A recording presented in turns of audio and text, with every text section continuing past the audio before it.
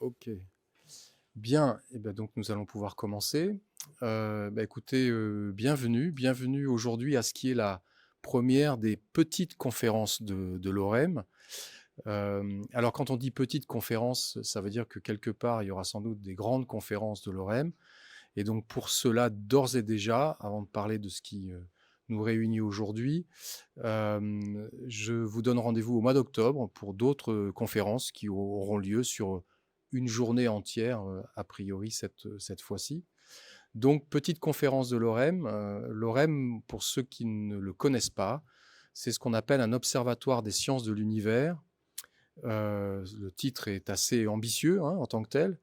Globalement, c'est une structure qui permet de mettre en place de l'observation de long terme à différents niveaux, depuis la Terre interne jusqu'à l'astronomie, astrophysique, en passant et de plus en plus par tout ce qui relève des problématiques dites de surface. Alors, les problématiques de surface sous différents angles, la biologie, l'écologie fonctionnelle, l'hydrologie, etc. Voilà, donc un observatoire des sciences de l'univers, c'est ça. Et à Montpellier, il y en a donc un qui s'appelle l'OREM, l'Observatoire de recherche méditerranéen en environnement. Et, l'OREM donc a décidé d'organiser un certain nombre de conférences dans un cycle qui va être appelé donc les petites conférences de l'OREM. Vous l'avez compris à travers ce que je viens de dire, on est dans une structure qui est pluridisciplinaire. Et donc dans ce contexte-là, ce qui est intéressant, je crois, c'est d'ouvrir la porte à des conférences de différentes natures et touchant de différents domaines. Les problématiques environnementales aujourd'hui sont des problématiques qui sont, je dirais, plus que jamais d'actualité. Et il est donc important de les aborder sous des angles qui peuvent être extrêmement divers. Et je crois qu'aujourd'hui, finalement, la conférence qui nous réunit est une conférence qui va traiter d'un domaine qui n'est pas forcément celui qui saute aux yeux directement quand on parle des problématiques environnementales liées au changement climatique. Mais malgré tout, notre utilisation de tout ce qui relève du numérique est une utilisation qui a un impact fort. Et donc, c'est notre collègue Didier Malarino qui va pouvoir donner un certain nombre d'éléments relatifs à cette approche, à ces approches liées au numérique. Donc, première conférence de l'OREM. Merci beaucoup à vous tous d'être aujourd'hui présents. Et donc, je vais, de ce pas, proposer à Didier Malarino de prendre la parole et de présenter sa conférence. Merci beaucoup, Didier. Merci.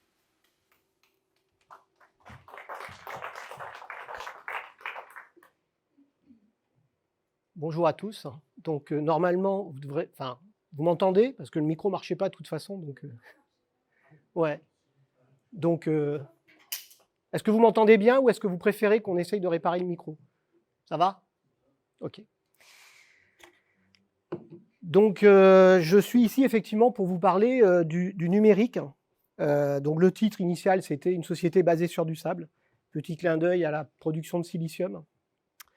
Mais bon, il y a plein, vous avez vu, il y a plein d'autres titres possibles. Donc on va essayer d'évoquer un peu en quoi le numérique est un accélérateur de l'Anthropocène. Donc moi, je suis ingénieur de recherche CNRS, je travaille dans un OSU aussi, je suis à l'OSU Pitéas, qui est situé à Marseille, enfin dans la région de Marseille. Je suis localisé à Toulon, dans un labo d'océanographie. Je suis également co-directeur du GDS Eco-Info. Je travaille avec Juliette et Olivier ici présents dans le réseau SIST, qui s'intéresse sur la science ouverte, sur les sujets de science ouverte et d'interopérabilité. Et voilà, et donc je fais de la gestion de données, de l'ASR. Je suis également, depuis récemment, au sein du PEPR NUMPEX, et je travaille sur le volet environnemental du déploiement des outils Exascale. Donc je parlais d'Eco-Info. Eco-Info, c'est tout ce qui va toucher, tout ce qui va relever du numérique, c'est issu des travaux et des réflexions du groupe Eco-Info qui existe depuis 2006. Qui est devenu un GDS, un groupement de services, c'est une structure CNRS depuis 2012. Et le groupement de services Eco-Info s'intéresse depuis assez longtemps aux impacts environnementaux du numérique. Et donc, c'est des enseignants-chercheurs, des chercheurs, enfin, c'est un peu comme un réseau, hein, pour ceux qui ne connaissent pas les GDS. C'est un petit peu comme un réseau métier, mais focalisé sur une thématique ici, avec une notion de service rendu à la communauté. Et donc, l'objectif pour nous, c'est d'agir pour réduire les impacts négatifs environnementaux et sociétaux des TIC. Donc, je suis désolé, ma conférence sera pas très gaie au fur et à mesure. Donc, voilà, je vais me focaliser sur les aspects négatifs parce que je pense que tout le monde a en tête les aspects positifs du numérique. Hein. Je ne suis pas là pour les remettre en cause, ce n'est pas ça l'objectif. Mais c'est d'essayer de vous montrer l'autre versant du numérique et en quoi ça pose un certain nombre de problèmes. Donc on va voir avant tout ça le contexte général. On regardera les impacts du numérique et les outils qu'on utilise. Les différents axes qu'on a à notre à notre disposition pour agir. J'essaierai d'évoquer avec vous, si je ne déborde pas trop temporellement, les différents freins qu'on a et pourquoi on n'agit pas forcément, avant de conclure. Et je commencerai par rappeler que rien n'est plus faux que les chiffres exacts. Ah non, c'est pas ça que je voulais, c'est ça. Voilà. Ah voilà. Rien n'est plus faux qu'un chiffre exact. Donc cette présentation est émaillée de plein de chiffres. C'est des ordres de grandeur, c'est pas des chiffres exacts, d'accord. Donc il y a beaucoup de choses sur lesquelles on n'est même pas capable de chiffrer en réalité.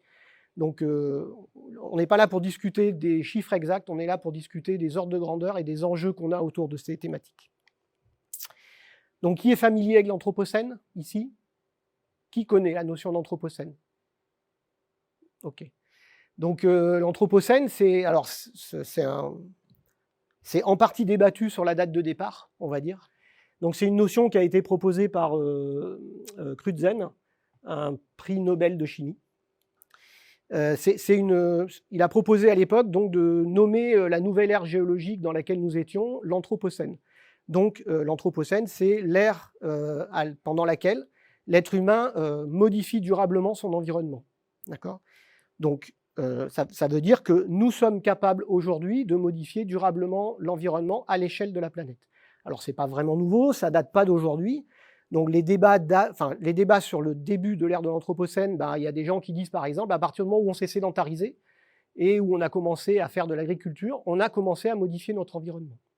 D'accord ? Donc il y en a d'autres qui disent, non, finalement c'est l'ère atomique, parce que ce que les générations futures verront comme traces qu'on a pu laisser, c'est les traces de radioactivité plus fortes à l'époque où on a commencé le nucléaire. Bref, au-delà de la discussion sur la date de départ, je pense qu'aujourd'hui, la notion d'Anthropocène fait à peu près consensus pour dire qu'on est dans une période où l'être humain est capable de modifier fortement et radicalement son environnement.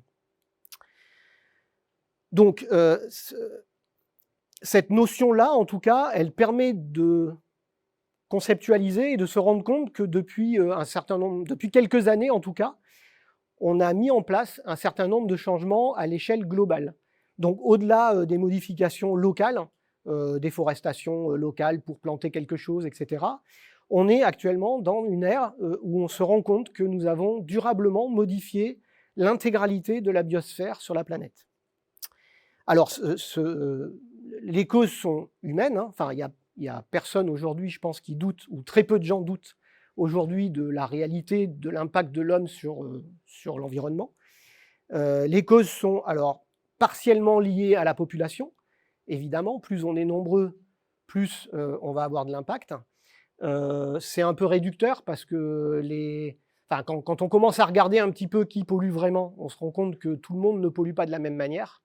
D'accord ? Donc, pour le dire plus simplement, grosso modo, les riches sont plus polluants que les pauvres. Donc, les pays industrialisés sont en règle générale considérés comme plus polluants que les pays pauvres. Donc, cette notion de surpopulation, elle n'est pas fausse, mais elle est partielle et en partie erronée, parce qu'elle met sous le tapis le fait que tout le monde ne pollue pas de la même manière. Et évidemment, tous nos modes de consommation et de production productivistes peuvent être mis sur la sellette ou mis en cause par rapport à ces changements globaux qui sont en cours. Alors, cette logique-là ou cette compréhension-là, elle n'est pas nouvelle. Alors, il y a des choses... on sait depuis longtemps que l'homme modifie son environnement. Il y a plein de gens qui se sont posé la question, il y a plein de sages, même Montesquieu, il me semble, avait ce genre de réflexion. Et à l'époque de Christophe Colomb, on se posait déjà des questions sur déforester pour modifier le climat, par exemple. En tout cas, en 72, il y a eu une étude scientifique qui a donné lieu à un rapport qui s'appelle le rapport Meadows. Qui connaît? Ok. Donc le rapport Meadows, qu'on appelle aussi les limites à la croissance. Enfin, c'est son titre, c'est la traduction française, hein, pardon. Donc une des conclusions était que si rien n'était mis en œuvre pour stabiliser la population et la croissance industrielle, donc on voit qu'il y a les deux qui sont liés ici, hein, le système planétaire va s'effondrer. Voilà, bon ça c'était clair, hein, c'était une conclusion assez claire. À l'époque, on donnait à peu près une soixantaine d'années avant d'arriver à cet effondrement. Alors effondrement, ça ne veut pas dire qu'en 2030 et 1h du matin, le système va tomber en ruine, hein. Ça veut dire juste qu'on va avoir un certain nombre de problèmes qu'il va falloir gérer, qui peuvent être assez violents, évidemment. Un des inconvénients de ce rapport, c'est qu'il, intérêt, c'est qu'il a été confirmé en 2012 et qu'on avait besoin de repenser et de réfléchir à ce qu'on était en train de faire si on voulait reculer la date butoir de cet effondrement. Le problème, c'est que pour l'instant, quand on regarde les projections, ce qui s'appelait le business as usual, là, les projections dans le cadre du scénario business as usual, en fait, on a suivi jusqu'en 2000 et même plus aujourd'hui les courbes qui étaient prédites par ce fameux rapport. Donc, une autre des conclusions qui est souvent utilisée quand on parle de ce rapport, c'est que penser qu'on peut croître, qu'est-ce que veut dire le mot croissance, hein, attention à ça, penser qu'on peut croître de manière infinie dans un monde de ressources finies, c'est quelque chose qui est assez illusoire. Or, on est dans un monde de ressources finies. En tout cas, tant qu'on ne sort pas de la Terre. Alors, au-delà de ce rapport, on a un certain nombre d'indicateurs qui nous permettent de constater la situation dans laquelle nous sommes aujourd'hui.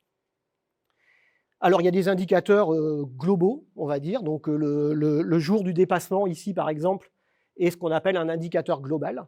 Donc, c'est quelque chose qui essaye de centraliser à l'échelle de la planète l'ensemble des ressources renouvelables prélevées dans l'environnement et des éléments absorbables par l'environnement que nous y rejetons.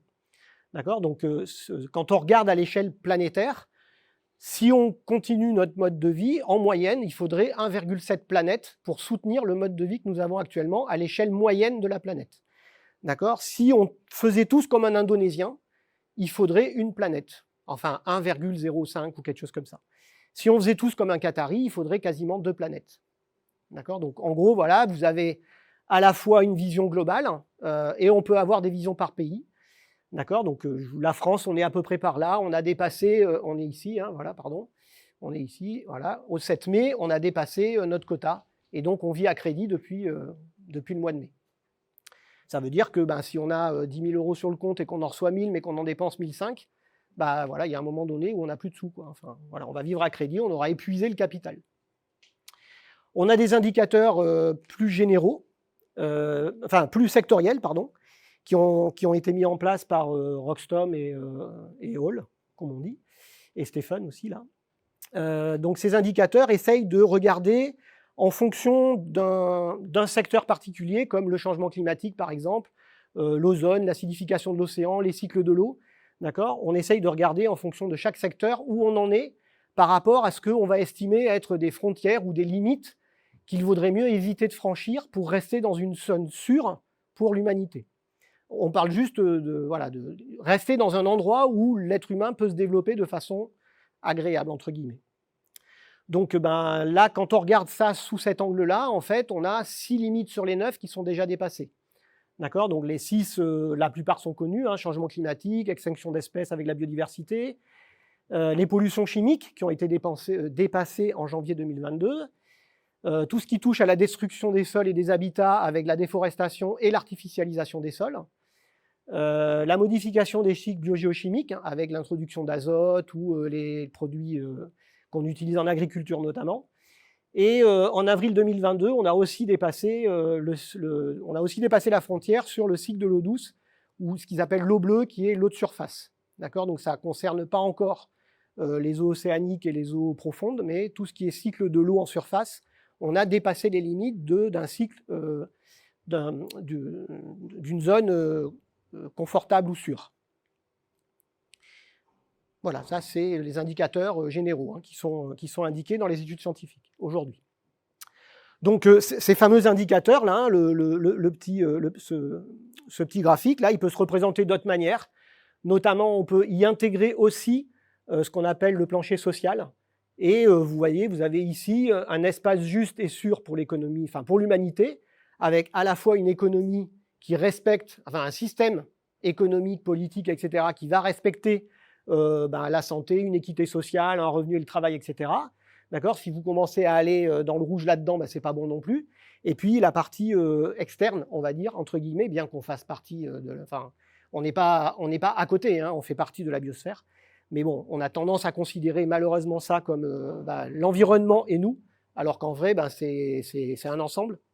Mais bon, voilà, on peut séparer quand même ce qui va relever de notre directe capacité à modifier les choses ou pas.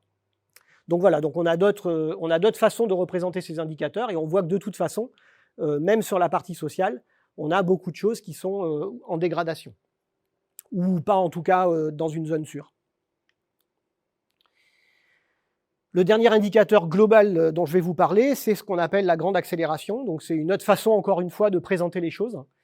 Et qui est, alors là ici, on pourrait se dire, ah ben ouais, effectivement, c'est bien corrélé à la population, hein, à la croissance de la population. Ou en tout cas, ça semble être corrélé. Donc là, vous avez tous les indicateurs socio-économiques, donc en termes de population, de PIB, de quantité d'énergie consommée, par exemple, ou de quantité de fertilisants utilisés. Et puis, vous avez les mêmes indicateurs pour l'état de la planète. D'accord ? Donc, vous voyez qu'à chaque fois, on est corrélé, enfin, on a ce qu'on appelle la grande accélération, donc un phénomène où, depuis les années 50, on a une forme de croissance exponentielle, à la fois de nos activités, mais aussi à la fois sur nos impacts. D'accord ? Donc là, voilà, je vous présente ça de façon générale. Hein, si vous voulez creuser, il n'y a pas de souci, c'est disponible partout. Donc je vais quand même parcourir trois des éléments importants parmi les limites planétaires qui sont dépassées. Alors la première, c'est le climat. Bon, je vais être assez rapide là-dessus parce que je pense que c'est un sujet dont on entend suffisamment parler. Si je vous demande qui est au courant qu'il y a un changement climatique, je pense que tout le monde va lever la main cette fois. Bon, voilà. Donc là, on a un vrai problème avec ça. Juste peut-être, je vais rappeler que la quantité de CO2 qu'on a aujourd'hui dans l'atmosphère, c'est la même que celle qu'il y avait au Pilocène il y a 3 millions d'années, et qu'à cette époque-là, on avait 15 mètres d'eau en plus et plus 5 degrés sur la planète. Voilà, juste un rappel. Alors, on ne les a pas encore parce qu'évidemment, il y a de l'inertie dans les systèmes, mais si on n'est pas capable de réduire la quantité de CO2 dans l'atmosphère, globalement, on va aller vers un système physique qui va s'équilibrer probablement autour de ces chiffres-là. Ça, c'est si on ne fait rien.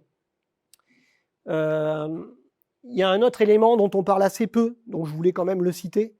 Ça s'appelle ce qu'on appelle la chaleur humide. Le corps humain a besoin d'une température, enfin grosso modo l'idée c'est un corps humain pour se refroidir a besoin d'une atmosphère qui lui permette de transpirer. Ce qui nous permet de nous refroidir, c'est en fait le fait de transpirer. Transpirer, ça ne peut se faire que dans certaines conditions physiques. En l'occurrence, dès qu'on dépasse, alors pendant longtemps on a pensé que c'était 35 degrés 100% d'humidité, aujourd'hui on revient là-dessus et on est plutôt autour des 31 degrés. Donc à partir de 31 degrés 100% d'humidité, on considère que c'est une température mortelle dans les heures qui suivent. Donc là, vous avez une courbe qui est, je pense, basée sur le 35 et pas sur le 31, mais peut-être, je ne sais pas. Il faudrait un peu creuser. Je ne me rappelle plus d'où je l'ai tirée, celle-là. Mais donc voilà, donc en gros, évidemment, c'est 31 degrés 100%. Si vous êtes à 38 degrés 60%, c'est pareil. D'accord ? Donc il y a une courbe à suivre. Et puis si vous êtes au-dessus de cette limite, en gros, vous avez quelques heures. D'accord ? Ce n'est pas un problème d'hydratation, ce n'est pas un problème de bonne santé, c'est juste un problème de si vous êtes au-delà de ce seuil, votre corps il monte de 1 degré tous les quarts d'heure, et au bout de X quarts d'heure, vous êtes à 42 degrés et vous mourrez. Voilà, ça c'est simple. Si on continue dans le business as usual, on considère que le nombre de jours qui vont avoir ce type de température létale va aller en croissant dans un certain nombre de zones de la planète. Ça veut dire qu'un certain nombre de zones de la planète ne seront plus habitables, tout simplement par les êtres humains, parce que la température sera mortelle pour nous. D'accord ? Donc si on est dans le scénario de gauche, ça va à peu près. Hein, on va dire qu'il n'y a pas trop de zones où on a beaucoup de jours. Encore que je considère que 100 jours à cette température, c'est déjà invivable. Hein. Mais si on continue sur le business as usual comme on est aujourd'hui, donc à continuer à injecter le CO2, eh bien on va passer sur ce type de scénario avec plus 5 degrés, et voilà ce que ça donne. D'accord ? Sachant que ces projections-là, globalement, quand on parle de climat, les scientifiques aujourd'hui sont plutôt surpris de la vitesse du changement plutôt que le contraire. C'est-à-dire que des choses qu'on attendait pour 2050 ou 2100, on commence à les voir maintenant. Ce n'est pas demain, c'est maintenant. D'accord ? Donc ça, c'est factuel aussi. Donc tout ça, c'est lié évidemment à nos émissions de CO2. Alors on ramène tout au CO2, hein, mais il y a tout un tas d'autres gaz à effet de serre. Et donc on ne va pas revenir sur les différents gaz possibles. Les scénarios du GIEC, c'est censé être cette décroissance là. D'accord ? Voilà, donc on va voir après pourquoi le numérique, mais aussi d'autres choses, rendent problématique cette décroissance-là. Donc cette décroissance, elle est pour rester compatible avec le 1,5 ou le 2 degrés. Est-ce que vous avez une idée de la part? Alors, pareil, ordre de grandeur, hein. Je pense que c'est beaucoup plus que ça, mais c'est un des chiffres cités en général. Qui a une idée de la part de GES liée au numérique? 4? Ouais. 1? Non, à 2? Ouais. Ouais, voilà, on est dans la fourchette qui est donnée habituellement, c'est 2 à 4. D'accord? Ça, c'est c'est grosso modo ce qu'on appelle l'impact direct. Donc, ça ne prend pas compte d'un certain nombre de choses, hein, notamment du réseau et des déchets, de la fabrication des objets. Donc, ça, c'est juste la part conso, en fait. Hein. Mais c'est effectivement ce qu'on dit. Le problème aussi, c'est que le numérique, c'est plutôt un truc en croissance. Donc, vous voyez, il n'y a pas un scénario de projection future aujourd'hui qui ne considère pas que le numérique soit en croissance. Et ça, quand on le ramène à ce que propose, entre guillemets, le GIEC pour rester compatible avec les 1,5 ou les 2, ça ne va pas, en fait. Donc, juste cette croissance du numérique, elle pose un problème. Bon, oui, celui-là, alors je vais quand même en dire un petit mot. Donc ça rejoint ce que je disais tout à l'heure sur la population. Donc quand on regarde en fait la quantité de gaz à effet de serre émis en fonction des pays ou en fonction des personnes, d'accord, on s'aperçoit qu'il y a des petits changements de colorimétrie dans la carte. Et par exemple, on s'aperçoit que la Chine, qui est un gros émetteur, se retrouve un peu moins fortement émetteur si on ramène ça à la population, enfin par individu.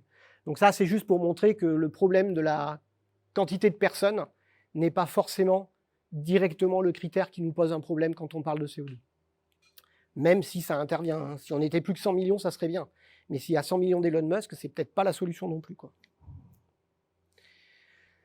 Le deuxième élément que je pense extrêmement important et qui n'est pas assez mis sur le devant de la scène, c'est l'extinction du vivant. On est aujourd'hui dans une situation où les scientifiques, les biologistes parlent d'une 6e extinction de masse. Alors bon, c'est un peu ce qu'on a voulu. Hein. On a voulu créer des produits qui nous permettaient de nous débarrasser des insectes parce que ça nous gênait. On n'a peut-être pas pensé évidemment aux conséquences. Le fait est qu'on a presque réussi, puisque quand il s'agit d'insectes, par exemple, on a des chiffres qui sont de l'ordre de 70 à 80% de disparition en biomasse des insectes volants en Europe, ou dans certaines zones d'Europe en tout cas, sur les études qui ont été faites. On a aussi des disparitions monstrueuses en termes de biomasse au niveau des poissons. Donc, on a des conséquences, par exemple, quand on parle des insectes, on a des conséquences directes sur la disparition d'oiseaux. Donc voilà, donc là, on a tout un tas d'espèces qui disparaissent à une vitesse accélérée. Donc là, voilà, vous avez quelques chiffres. Hein. On parle d'une espèce sur 8 qui risque de disparaître à brève échéance. On tue quand même entre 300 milliards de poissons et 80 milliards d'animaux terrestres pour notre alimentation. D'accord ? Et il faut savoir qu'en fait, les humains et leurs mammifères domestiques, aujourd'hui, représentent 96% des mammifères vivant sur la planète. Donc on a pratiquement éradiqué les mammifères sauvages. En biomasse, hein, je parle. Mais bon, quand même. Voilà. Donc voilà, ça c'est... voilà. Un dernier élément sur lequel je pense qu'il est important de parler, c'est la partie l'eau, en fait, tout ce qui concerne le cycle de l'eau.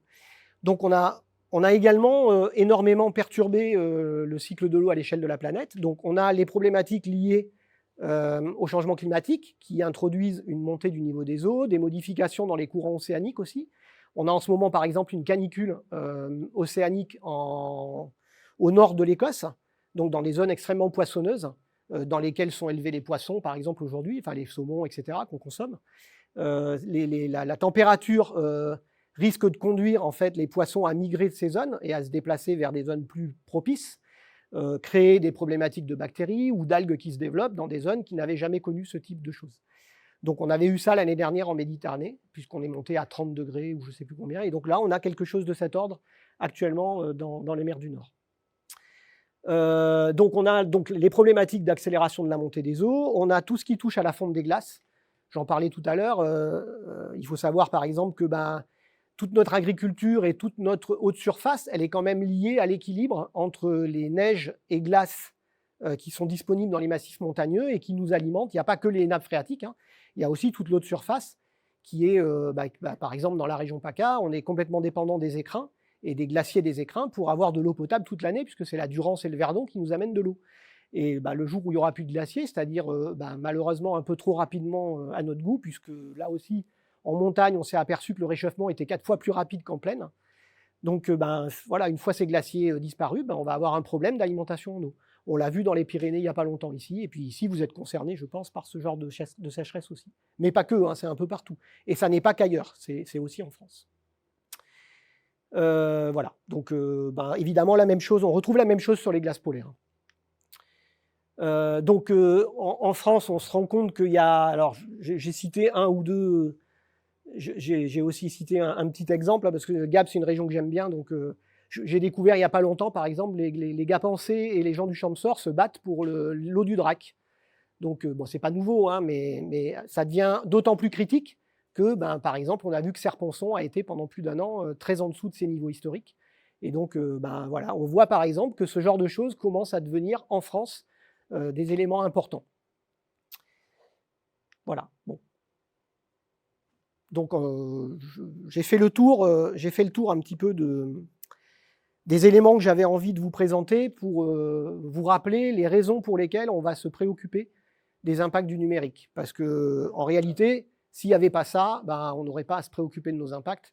Donc ça, c'est pour remettre les choses des pendules à l'heure quelque part, en vous rappelant que la situation environnementale, elle est grave, et que du coup, ça implique que nous nous interrogions de façon un peu plus poussée sur nos impacts. Donc le numérique dans toute cette histoire, alors qui pense que le numérique est immatériel? Si vous êtes là, c'est que non, on est d'accord. Donc on nous a souvent présenté le numérique comme étant la solution, que c'était quelque chose de très immatériel qui nous permettait de dématérialiser notre économie, nos services, etc. Alors, le numérique, déjà, c'est pas immatériel parce qu'il y a des utilisateurs. D'accord? Donc, rien que ça, déjà, ça veut dire qu'il y a 5 milliards de personnes qui sont connectées ou qui utilisent les infrastructures numériques aujourd'hui dans le monde. Le numérique, c'est quelque chose de matériel, de concret. D'accord? C'est pas juste quelque chose qui, même si avec nos smartphones et nos outils, on a l'impression que ça se passe par la voie des airs, pour que ça passe par la voie des airs, derrière, il y a tout un tas de matériel. On va essayer de voir ça un petit peu plus en détail. On peut aussi regarder le numérique sous l'angle du logiciel ou de la donnée. D'accord? Donc, on va essayer de regarder les 3 axes qui nous permettent d'agir sur l'outil numérique. Donc, le premier axe, c'est de se rendre compte de la matérialité de l'objet numérique. Alors, on a bien évidemment nos terminaux, d'accord, qui sont fabriqués plutôt en masse quand même, puisque pour les smartphones, on a à peu près 2 milliards de téléphones qui sont fabriqués chaque année. Aujourd'hui, on a 500 millions de PC Pro qui étaient fabriqués en 80, et ça faisait environ 10 par seconde. Je n'ai pas des chiffres plus récents pour ça, hein. Mais bon, ça n'a pas d'importance, c'est de l'ordre de grandeur. On a quasiment la totalité de notre trafic qui passe par des câbles sous-marins. Donc on a aujourd'hui 1,2 million de kilomètres de câbles sous les océans. D'accord? Donc la quasi-totalité du trafic passe par là. Il y a peu de choses qui passent par les satellites en réalité. D'accord? Donc ces câbles sous-marins, ça introduit en plus des aspects environnementaux. Il faut les fabriquer, il faut les déployer, etc. Les maintenir ou les redéployer éventuellement. Ça introduit aussi quelques aspects géopolitiques parce que quand vous avez un ou deux câbles qui servent un pays ou un continent, forcément, si ce câble disparaît ou si on pose des mouchards sur ce câble. Donc voilà, il y a tout un tas de tensions géopolitiques, espionnage autour de la problématique des câbles. D'accord? On ne va pas rentrer dans ces détails-là, mais voilà, juste je vous mets le doigt sur le fait que les câbles sont en plus des enjeux, des éléments d'enjeu, au-delà de la technicité et de la consommation environnementale. Et on a donc à peu près 8000 data centers majeurs. Donc quand on parle de data centers majeurs, c'est les grands data centers, Google, Amazon, etc. D'accord? En France, les data centers consomment environ 8, alors je crois que c'est 10% aujourd'hui, on considère à peu près 10% de la consommation électrique en France, c'est les data centers. Consommation électrique, pas consommation d'énergie. Il ne faut pas confondre. Alors, pour comprendre les impacts réels des objets matériels, alors, on utilise ce qu'on appelle, alors là, on est dans le concret, dans le matériel, on utilise ce qu'on appelle l'analyse de cycle de vie. Donc, l'analyse de cycle de vie, ça n'est pas dévolu au numérique, c'est un outil d'analyse qui permet de se rendre compte des impacts d'un objet qu'on fabrique. D'accord? Donc, c'est valable pour une voiture, pour une liseuse, pour une cigarette, même pour un processus, en fait. C'est valable pour ce que vous voulez. Donc, c'est un moyen c'est un outil pour faire des bilans environnementaux, multicritères, multi-étapes, qui va considérer l'ensemble du système sur l'ensemble de son cycle de vie. D'accord? Donc, le cycle de vie, c'est ça, en fait, en gros. Ça veut dire, j'extrais des matières premières, je dois fabriquer mes objets, je dois transporter, je dois fabriquer ou transformer ma matière première, je dois transporter ça, le distribuer, l'utiliser, j'ai une fin de vie et éventuellement, je valorise mes objets quand ils sont en fin de vie. Éventuellement. Ça permet surtout de sortir d'une vision carbocentrée. Donc tout à l'heure, je vous ai parlé du CO2, du changement climatique, qui est quasiment le seul sujet présent actuellement sur la scène. En fait, en vrai, toutes nos activités, elles ont des impacts sur toutes les frontières dont on a parlé tout à l'heure. Le numérique, quand on fait de l'extractivisme, on va détruire des environnements. D'accord? Donc on va polluer durablement des environnements avec des produits chimiques, etc. Donc ces analyses-là permettent de sortir de la vision que carbone et se rendre compte qu'on a des impacts autres. Donc quand on fait une analyse de cycle de vie, on va définir un périmètre d'étude. On ne va pas rentrer plus que ça dans les détails, je vous rassure. J'ai plein d'autres choses à dire. Donc en tout cas, on va définir un périmètre, décrire le cycle de vie, regarder les limites de l'étude, faire des inventaires à chacune des étapes de ce qui rentre et de ce qui sort. On va évaluer les impacts et puis on va conclure et interpréter. D'accord? Je vous mets juste en garde sur l'utilisation de l'analyse de cycle de vie comme justification à un outil, par exemple. Donc, une analyse de cycle de vie, ça fait des hypothèses. Ça définit un certain nombre de limites et de qualités de données qui vont être utilisées pour faire cette analyse de cycle de vie. Si vous n'avez pas ces éléments-là, la conclusion qu'on vous donne, elle est forcément erronée. D'accord? Si on vous dit la voiture électrique, c'est la solution à nos problèmes, une analyse de cycle de vie le prouve. OK, c'était quoi le périmètre qu'on a étudié? Est-ce qu'on a étudié le cycle de vie complet de la voiture? Est-ce qu'on l'a vraiment comparé au cycle de vie complet d'une voiture thermique? Etc. etc. D'accord? Quels inventaires on a négligés? Quelle qualité de données, quelles données on a pris pour faire cette analyse de cycle de vie?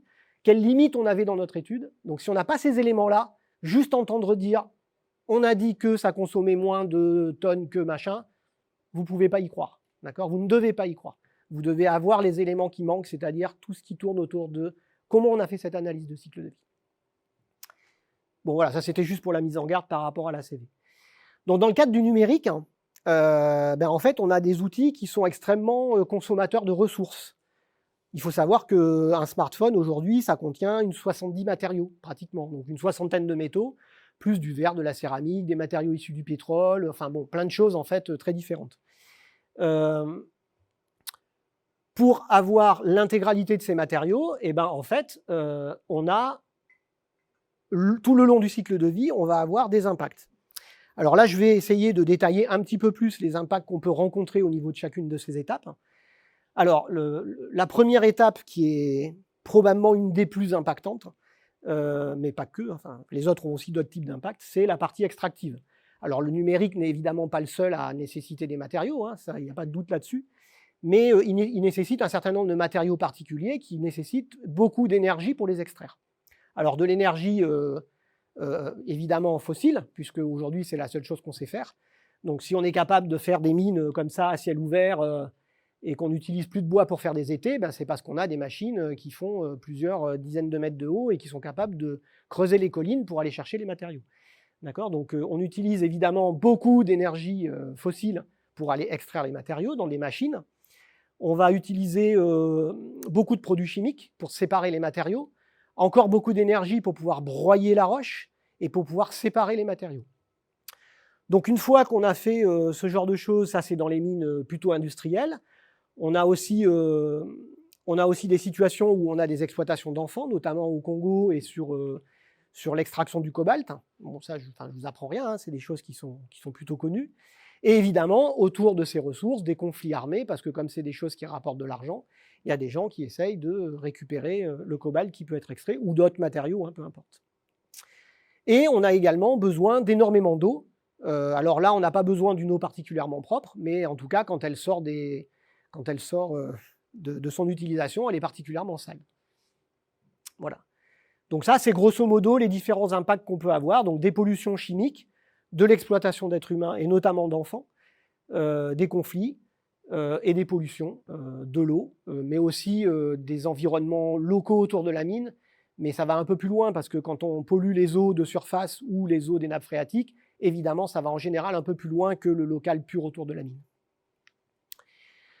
Donc en termes d'utilisation, je disais que le numérique n'était pas le seul à consommer des ressources, mais pour certains matériaux, par exemple le gallium, on voit que quasiment la totalité des ressources en gallium sont exploitées pour le numérique. D'accord ?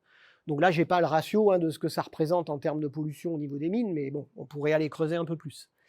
On voit que pour l'indium, c'est la même chose. Donc voilà, il y a un certain nombre de matériaux qui sont spécifiques au monde numérique, les autres n'étant pas spécifiques, mais étant quand même utilisés par le numérique. Le cuivre, l'or, évidemment, ne sont pas des choses qui sont spécifiques au numérique. Ça fait longtemps qu'on les exploite. Mais en tout cas, voilà, on va les retrouver aussi dans les outils numériques. Donc la deuxième étape qui pose des problèmes, alors là, on ne parle que des impacts directs dans toute cette histoire. On reviendra après un peu plus tard sur les impacts indirects.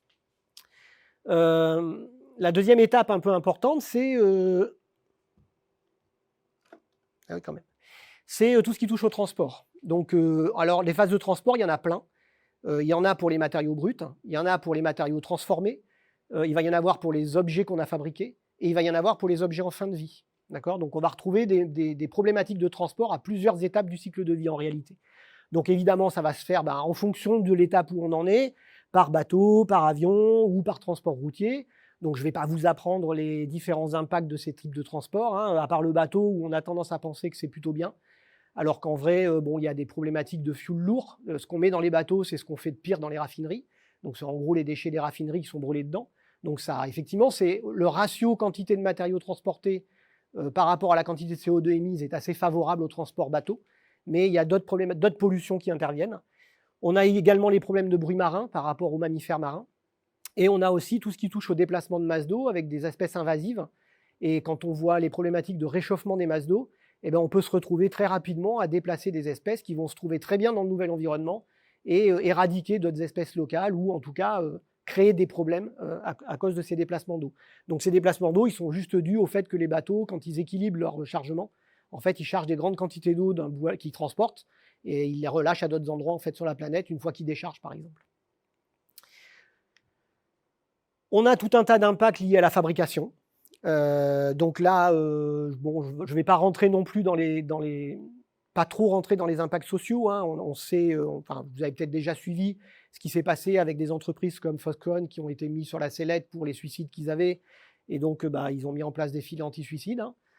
Donc, on a plein de choses qui touchent à l'exploitation de l'humain, en fait, quelque part.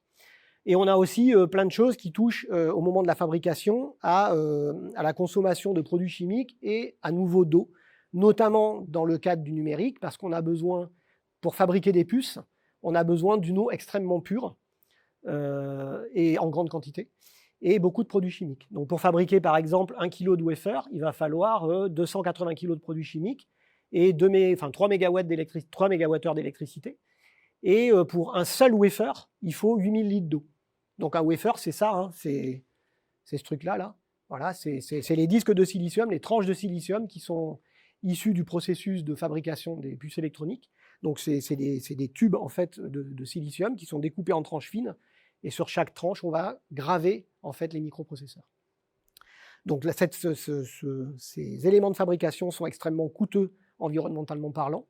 Et plus on va essayer de graver petit, plus on a besoin d'énergie, d'eau et de produits chimiques. D'accord ? Donc c'est inversement proportionnel. Notre course à l'efficacité énergétique en termes d'usage, elle est inversement proportionnelle à l'utilisation de ressources dont on a besoin pour fabriquer ces puces. On a presque enfin, la phase d'usage, qui est celle à laquelle on pense la plupart du temps. D'ailleurs, quand on parle de numérique ou quand on parle de n'importe quoi d'ailleurs, quand on nous dit par exemple qu'une voiture électrique, ça ne pollue pas, on pense à ça. D'accord ? Donc on pense à la phase d'usage. Évidemment, la voiture électrique, quand on l'utilise, ça ne fait pas de bruit, ça consomme de l'électricité qui semble propre. Enfin, en France, elle est nucléaire, donc elle est CO2 friendly, mais c'est du nucléaire. Hein. On peut discuter de la problématique du nucléaire aussi. Mais en Chine, par exemple, c'est charbon. D'accord ? Donc la production d'énergie électrique, elle est faite à base de charbon. Donc voilà, le CO2, il est juste réparti ailleurs, quoi. Plus, évidemment, on a parlé de la phase de fabrication. On retrouve ici, en termes d'usage, on retrouve ici aussi le déséquilibre. Hein. Je disais tout à l'heure que la problématique de qui pollue, elle est aussi liée à qui utilise des outils numériques, qui se déplace en avion, etc. etc. On voit qu'un Américain ou un Européen, on n'est pas exempt de cet exemple, on a plusieurs périphériques connectés. Malgré mon discours, j'en ai 2 ici. Le PC et puis mon téléphone. Et puis on en a tous là dans la salle, je pense. Donc voilà, donc on a un certain nombre de périphériques, d'outils numériques, et on consomme de la donnée tout le temps, en permanence. Et tandis qu'un Indien, déjà, voilà, c'est déjà un peu plus limité. Il a un téléphone peut-être, et il consomme une certaine quantité de données qui est déjà plus raisonnable. Alors, en termes d'usage, on a un certain nombre d'ordres de grandeur que je pensais intéressant de vous présenter. Donc ça, c'est issu d'un des travaux d'EcoInfo, toujours. Donc là, on est vraiment dans le cœur de ce que EcoInfo produit. Hein. Donc il y a eu des études qui ont été faites. Donc par exemple, une heure de calcul, on a estimé de l'ordre de 2,5 à 5 grammes. Alors vous voyez ici, vous voyez la limite là. Ça inclut les serveurs, les équipements de refroidissement et d'alimentation. Fabrication, transport, usage.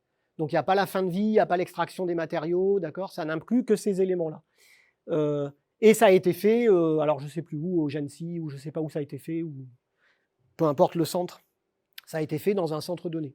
D'accord ? Donc en plus avec une électricité très nucléaire. 1 giga stocké pendant 1 an, 10 à 30 grammes. Fabrication et transport d'un écran, pareil, à chaque fois vous voyez les limites. Hein. Fabrication des composants, assemblage, etc. Donc en fonction de la méthodologie, vous voyez, là c'est intéressant cette ligne. Vous voyez ici qu'en fonction de ce que vous allez prendre en compte, vous avez pour un écran de 150 à 500 kg, de 800 à 1 tonne 8 ou de 140 à 450 kg pour l'ordi portable. Donc vous voyez que les chiffres varient vraiment, d'accord ? Et d'où la difficulté de réellement estimer à l'échelle globale, donc qui sera forcément des valeurs moyennes qui donnent une idée d'eux. Donc 1 heure de visio par personne. La visio, c'est mieux que se déplacer en avion, mais c'est impactant quand même. Hein. Puis ça a d'autres impacts, la visio en plus. Hein. Enfin, ça crée de la fatigue informationnelle parce que vous avez un décalage entre ce que disent les gens et la façon dont leur corps se bouge. D'accord ? Donc ça, le cerveau, il a beaucoup de mal avec ça en fait. Ça crée vraiment un état de fatigue et de fatigue mentale qui est assez forte. Bon, il y a plein d'autres choses en fait. Même si je trouve que la visio, c'est bien aussi. Enfin, c'est mieux que se déplacer en avion. Voilà. Et la consommation électrique d'un serveur qui tourne à vide. Donc ça, c'est intéressant aussi.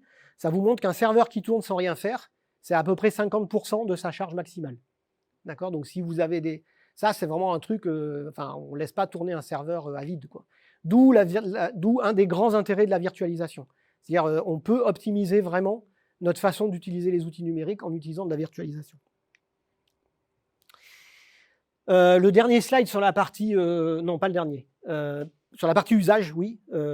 C'est la répartition, en fait. Donc, on voit ici que, alors ça, c'est des durées de vie qui sont variables. Hein. Donc là, on a une durée de vie de 4 ans sur un ordi portable, 6 ans sur un écran et 7 ans pour un serveur. D'accord ?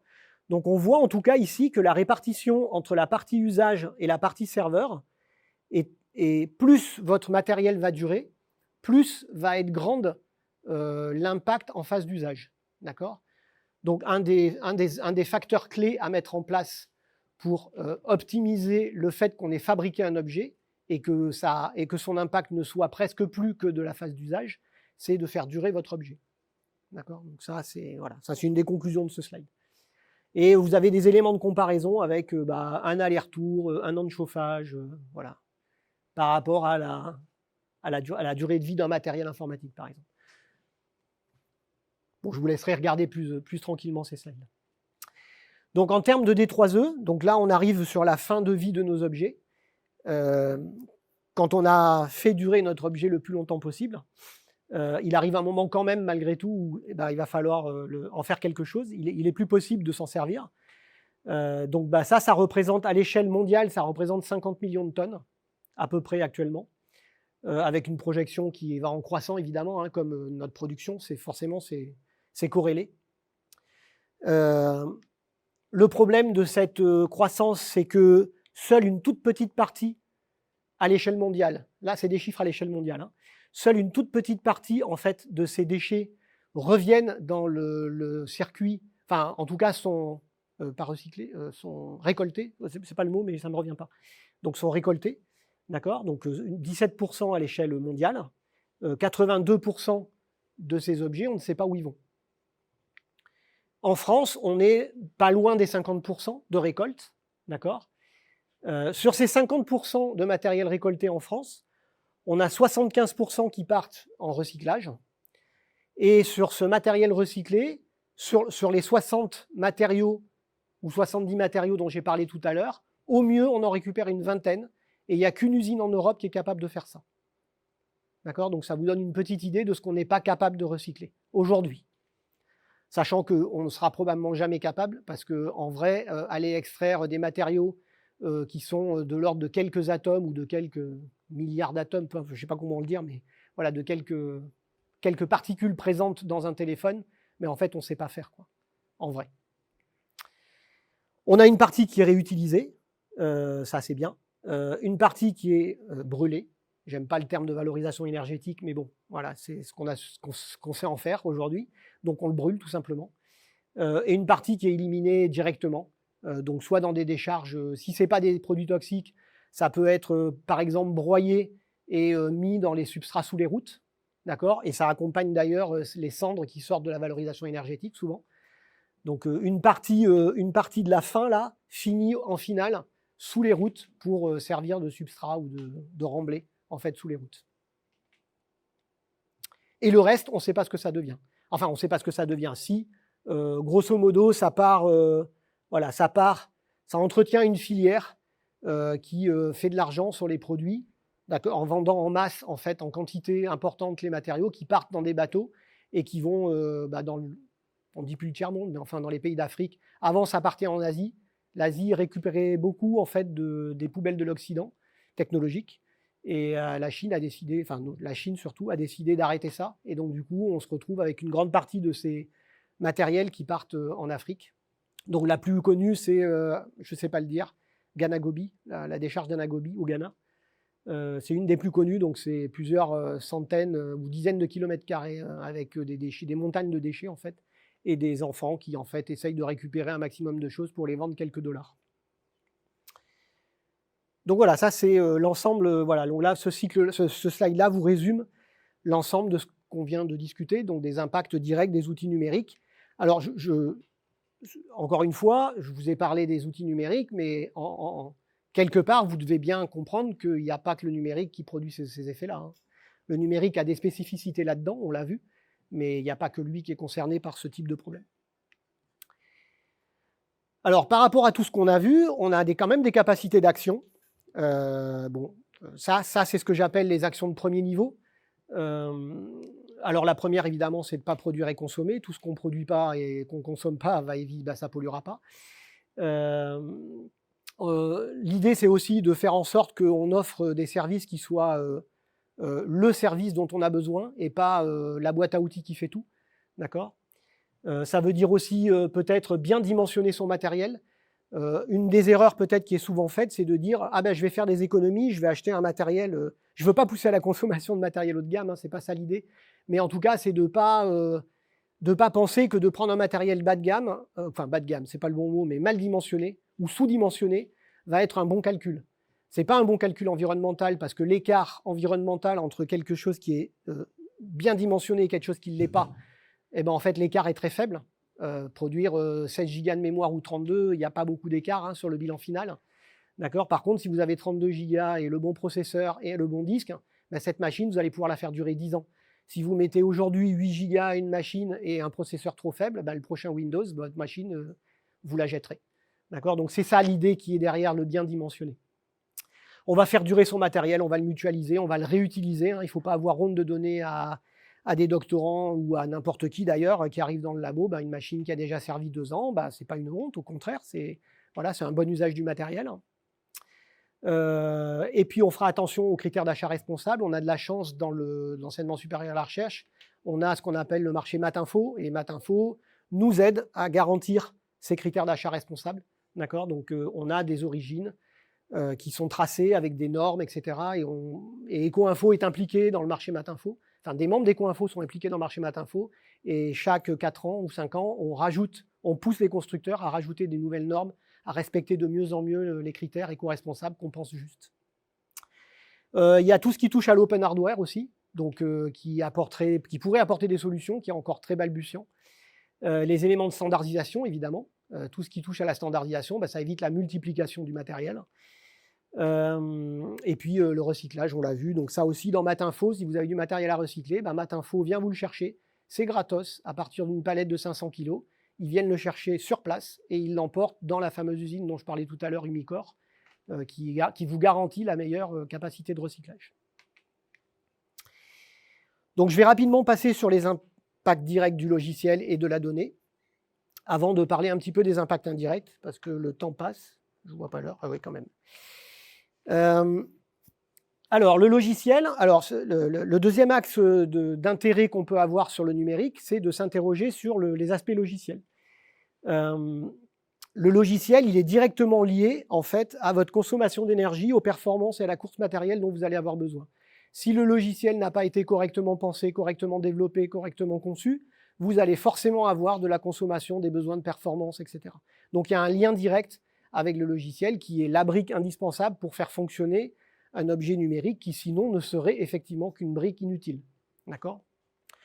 On a tout un tas d'effets indirects liés au logiciel, d'accord ? Donc tout ce qui touche à la manipulation et aux addictions, l'espionnage, la surveillance, des expériences utilisateurs dégradées. Donc on a aussi tout un tas d'éléments secondaires, pas secondaires, importants, mais en tout cas qui interviennent non directement par rapport au logiciel. Donc quand on veut faire du logiciel propre, on rentre dans des logiques d'amélioration continue et d'éco-conception. D'accord ? Donc c'est deux choses qui sont liées. Donc la logique, quand on est en charge de développer du logiciel, c'est d'appliquer des logiques d'éco-conception pour tenir compte de l'ensemble du cycle de vie du logiciel, depuis sa création jusqu'à son utilisation et éventuellement sa réutilisation. Donc il faut penser son logiciel comme étant modulaire, réutilisable, en fait les mêmes mots que ce que vous allez retrouver dans le hardware quelque part. L'open source fait ça depuis longtemps, donc c'est pour ça que l'open source est souvent présenté comme une solution partielle, en tout cas logicielle, aux problématiques d'obsolescence. Donc elle permet notamment de faire vivre plus longtemps des matériels qui sont moins performants. Donc par exemple aujourd'hui Windows 11 vous demande d'avoir des puces TPM à l'intérieur pour pouvoir faire de la crypto, je ne sais plus quoi, et donc si vous n'avez pas ces puces, votre matériel ne peut pas faire tourner Windows 11. D'accord ? Aujourd'hui, n'importe quelle version de Linux va pouvoir tourner sur ces matériels, sans aucun problème. D'accord ? Et continuer à vous servir pendant 5 ans, 10 ans. On peut aussi ramener ça un peu au-delà du logiciel lui-même, c'est-à-dire penser en termes de services numériques. Donc penser au-delà. D'accord ? Donc quand je pense à service numérique, par exemple, le service numérique de la SNCF pour réserver ses billets de train, ou la météo. D'accord ? Donc ce ne sont pas des exemples de sobriété. Donc ça intervient aussi dans la consommation d'énergie du terminal, mais des serveurs que vous avez à mettre en place. D'accord? Donc, si vous pensez ça de façon intelligente, bah, vous avez moins de besoins matériels, à la fois sur le terminal de l'utilisateur et à la fois sur votre service qui va vous diffuser la donnée. Le dernier axe qu'on peut regarder, c'est tout ce qui touche à la donnée. La donnée, c'est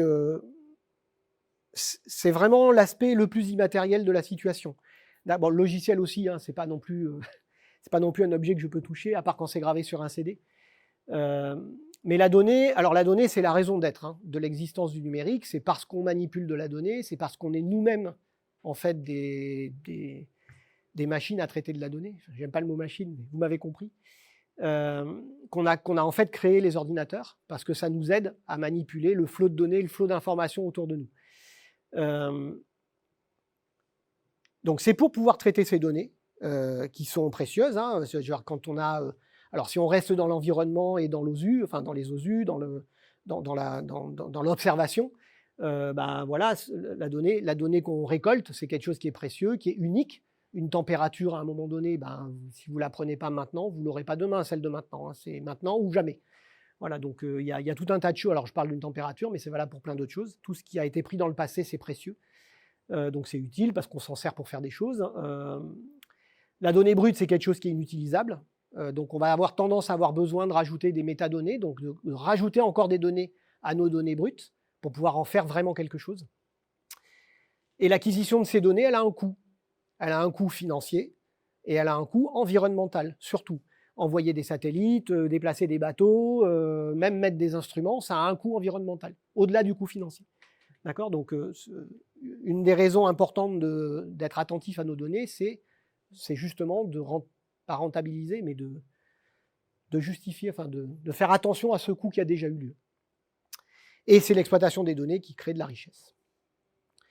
Donc les données, je l'ai dit tout à l'heure, enfin je l'ai dit avec le logiciel. La donnée, il faut y faire attention parce que c'est à la fois un outil de connaissance et de savoir, mais c'est aussi un outil de pouvoir. Je pense que vous êtes tous conscients que posséder la donnée, c'est posséder la connaissance et c'est posséder le savoir et donc c'est posséder du pouvoir sur les autres. D'accord ? Donc ça permet, alors on le voit bien aujourd'hui, les GAFA se battent pour récupérer la donnée, c'est pas pour rien. Quelle qu'elle soit, ils prennent tout, tout ce qui passe, ils le prennent. On voit bien ce que ça donne au niveau des IA, par exemple. L'entraînement des IA, en fait, c'est la donnée. C'est ça la source de la capacité qu'on a de faire aujourd'hui des IA génératives, c'est parce qu'on a de la donnée en grande quantité. Donc ça permet aussi de manipuler les gens, de les attacher avec de l'addiction. Ça donne du pouvoir politique, etc. Voilà. Je ne vais pas rentrer plus là-dedans. Vous avez tous entendu parler, je pense, de ce qui se passe en Chine avec le score social, donc l'utilisation de ce que font les gens au quotidien pour leur donner un score et ensuite leur donner des avantages en fonction du score qu'ils ont, enfin de la note qu'ils ont en fait. Donc la population, enfin une partie de la population, c'est pas toute la Chine qui est comme ça, mais une partie de la population est notée et en fonction de sa note, ils ont droit par exemple à avoir un billet à tarif réduit, une location sans caution ou des enfants qui peuvent aller dans une école meilleure que les autres. Donc ça se fait avec de la donnée et des outils numériques. En termes d'usage, la donnée, ce qui est vraiment intéressant, c'est de constater à quoi est dévolue l'infrastructure. Aujourd'hui, quand on regarde les 3 premiers usages, c'est le streaming, le web et le jeu. D'accord ? Donc à peu près 70-80% de la bande passante est utilisée par le streaming, par la vidéo. D'accord ? Le mail n'apparaît même pas dans les 10 premiers usages. Alors je vous le dis parce que la première chose dont on parle en général quand on parle de numérique, c'est trier vos mails. Alors je ne vous dis pas de ne pas le faire. Je ne vous dis pas non plus d'envoyer un mail de 10 mégas à 100 personnes. Mais je vous dis simplement que ce n'est pas le premier, voilà, c'est pas l'endroit où vous aurez le plus de poids. Regardez une vidéo de moins par jour ou par semaine, vous aurez bien plus de poids que de trier vos mails. Bon, ce qui ne veut pas dire qu'il ne faut pas être raisonnable sur ces mails aussi. D'accord ? Donc, voilà. Donc en termes d'usage, c'est important de noter vraiment, grosso modo, à quoi sert notre infrastructure informatique. Tout usage confondu. Donc, on retrouve, avec la croissance des données, là, vous vous rappelez tout à l'heure la grande accélération, finalement, on a la même chose. Donc les données, la quantité de données produites et manipulées, elle est en croissance exponentielle exactement comme le reste de nos activités. D'accord? Et là, évidemment, au même titre que le logiciel, plus vous avez de données à manipuler, plus elles sont complexes, plus vous avez besoin de matériel puissant, plus vous avez besoin de capacité de stockage, plus vous avez besoin de réseau rapide. D'accord? Donc, course matérielle, consommation énergétique. Sans compter les phases de fabrication, évidemment. Voilà. Donc ça, c'est le petit point sur la donnée. Donc, dans le cadre de la donnée, là aussi, on va pouvoir agir. Toujours pareil, agir au premier niveau, entre guillemets. Donc, on va essayer de penser sobriété. On va essayer de faire en sorte que nos données, on ne les duplique pas partout. D'accord? On va essayer malgré tout. Alors ça pose un vrai problème, par exemple. Le fait de penser sobriété sur limiter le nombre d'endroits où on stocke nos données. Alors, par exemple, vous allez me dire, mais oui, mais je dois faire un calcul sur des données, j'ai 1 téra de données sur lesquelles je dois calculer. Comment je fais? Je les ramène chez moi ou je vais calculer sur le centre? D'accord? Donc, si vous avez la possibilité de calculer là où sont les données, faites-le là. Parce qu'en fait, l'idée, c'est de calculer là où sont les données. C'est de ne pas passer son temps à faire transiter de la donnée entre 2 endroits physiques. D'accord? Voilà, mais parfois, on n'a pas le choix. Alors, parfois, on va être obligé de dupliquer cette donnée pour pouvoir la calculer localement. Parce que l'utiliser ou faire 50 essais en faisant de la donnée qui transite par le réseau, ça n'a pas de sens. D'accord? Donc voilà, du coup, il va falloir penser, réfléchir à la solution qu'on met en œuvre et pas se contenter de la solution la plus simple à notre portée. Donc j'ai dit tout à l'heure que le coût environnemental d'acquisition de la donnée avait un poids et que donc un de nos devoirs peut-être, c'est de faire en sorte qu'on soit capable de préserver ces données. C'est-à-dire qu'on a déjà eu un coût environnemental élevé. Certes, on va rajouter un coût environnemental à faire en sorte qu'on puisse les conserver, mais c'est la moindre des choses par rapport au coût qu'on a eu, qui est beaucoup plus important en général, pour les acquérir. Donc, on va se pencher sur tout ce qui touche à la science ouverte et au faire. Une autre piste aussi qui est intéressante, c'est tout ce qui touche aux solutions institutionnelles. D'accord? Donc, il y a des centres de données, on ne va pas recréer son centre de données localement. Il y a des outils institutionnels. On ne va pas réutiliser ces outils à soi. D'accord? Donc moi, je ne suis pas hyper favorable en fait à la multiplication des services de mail, la multiplication des Zoom, la multiplication des outils. D'accord? Je pense que... Alors, la centralisation n'est pas toujours très bonne, mais avec les outils numériques, un peu plus de centralisation que ce qu'on a actuellement serait peut-être un meilleur équilibre. C'est-à-dire que là, on multiplie les solutions plutôt que d'essayer de les organiser de façon plus cohérente. Je dis ça parce que je pense que le CNRS a ses solutions, l'IRD a les siennes, les universités ont les leurs. Voilà, donc c'est un peu dans cet esprit-là que je dis ça. Donc il y a certainement des progressions à faire là-dedans. Donc on a vu le streaming, et puis tout ce qui touche à la publicité, on peut limiter les intrusions publicitaires, il y a des outils pour ça. Donc là, on a fait le tour un petit peu des différents axes sur lesquels on peut agir en termes directs. Je vais essayer d'aborder maintenant des impacts un peu moins évidents et un peu moins directs que ce qu'on a vu jusqu'à présent. Alors le numérique, c'est un outil qui, là je pense que je ne vais pas vous surprendre non plus, c'est un outil qui change profondément nos sociétés. D'accord ?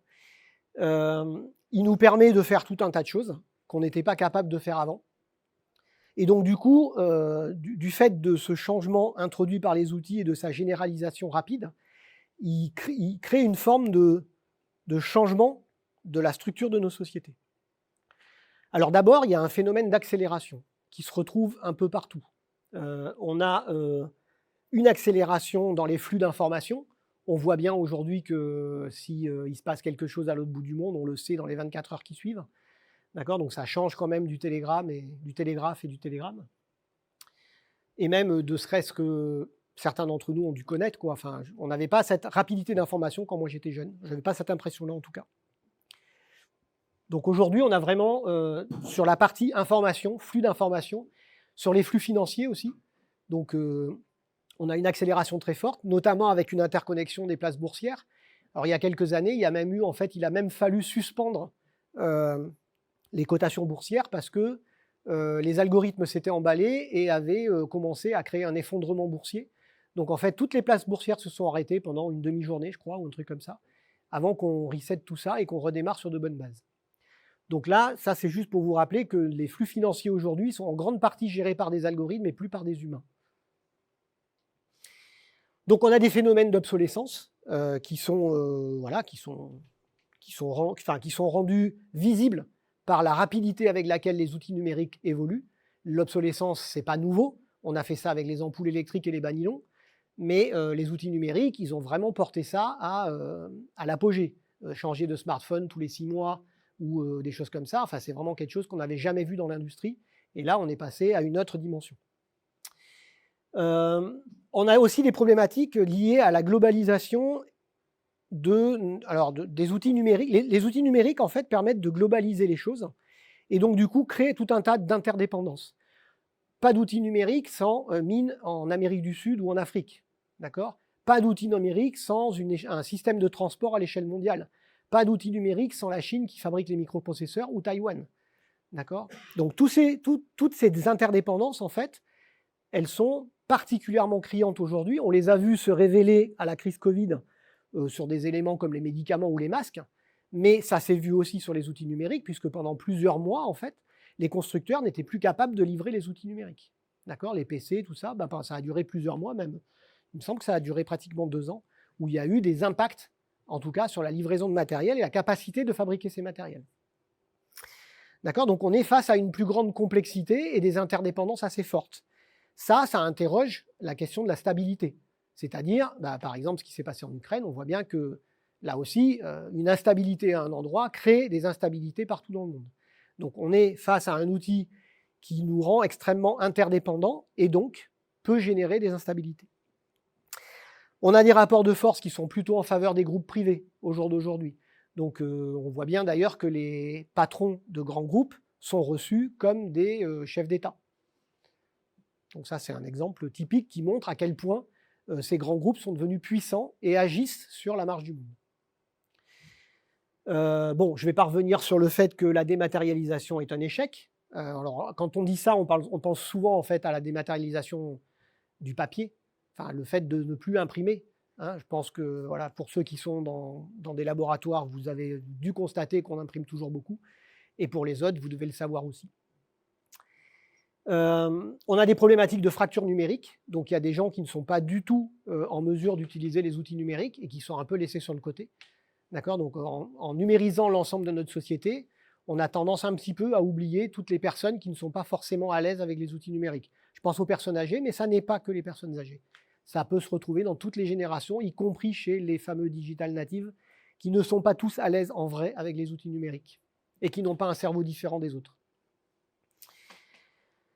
Et enfin, il y a le dernier élément qui fait partie de souvent ce qu'on considère comme étant le fer de lance de l'outil numérique, hein, c'est-à-dire la capacité à optimiser et à améliorer l'efficacité de quelque chose. Le seul problème avec ça, c'est ce qu'on appelle l'effet rebond.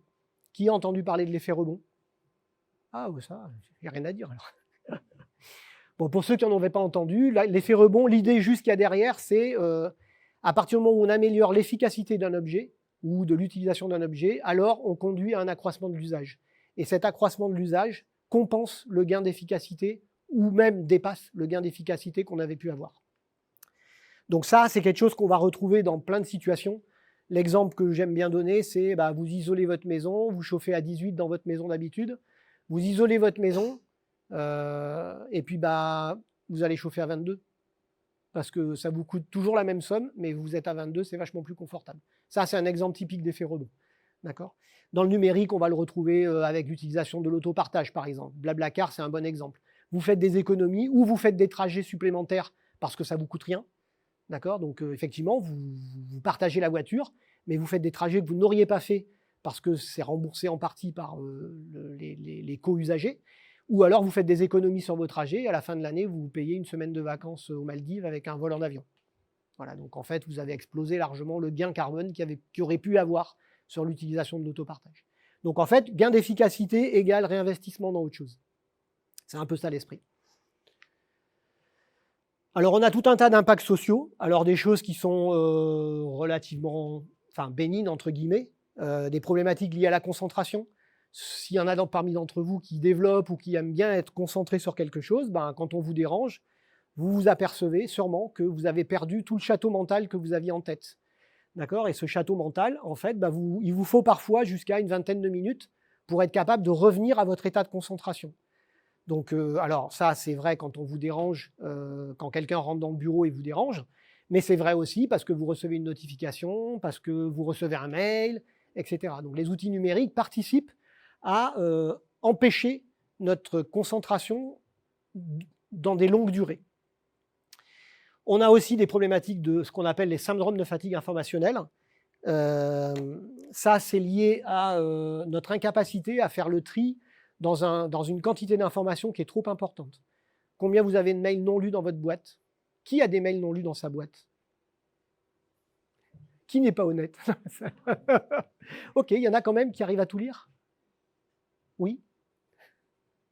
Ouais, quand même. Bon. Bon, voilà. Donc, ouais. Ah, si on les a pas, c'est vrai, c'est la bonne solution. Donc voilà, donc en tout cas, on est abreuvé de beaucoup d'informations et donc on a du mal parfois à faire le tri dans toutes ces informations.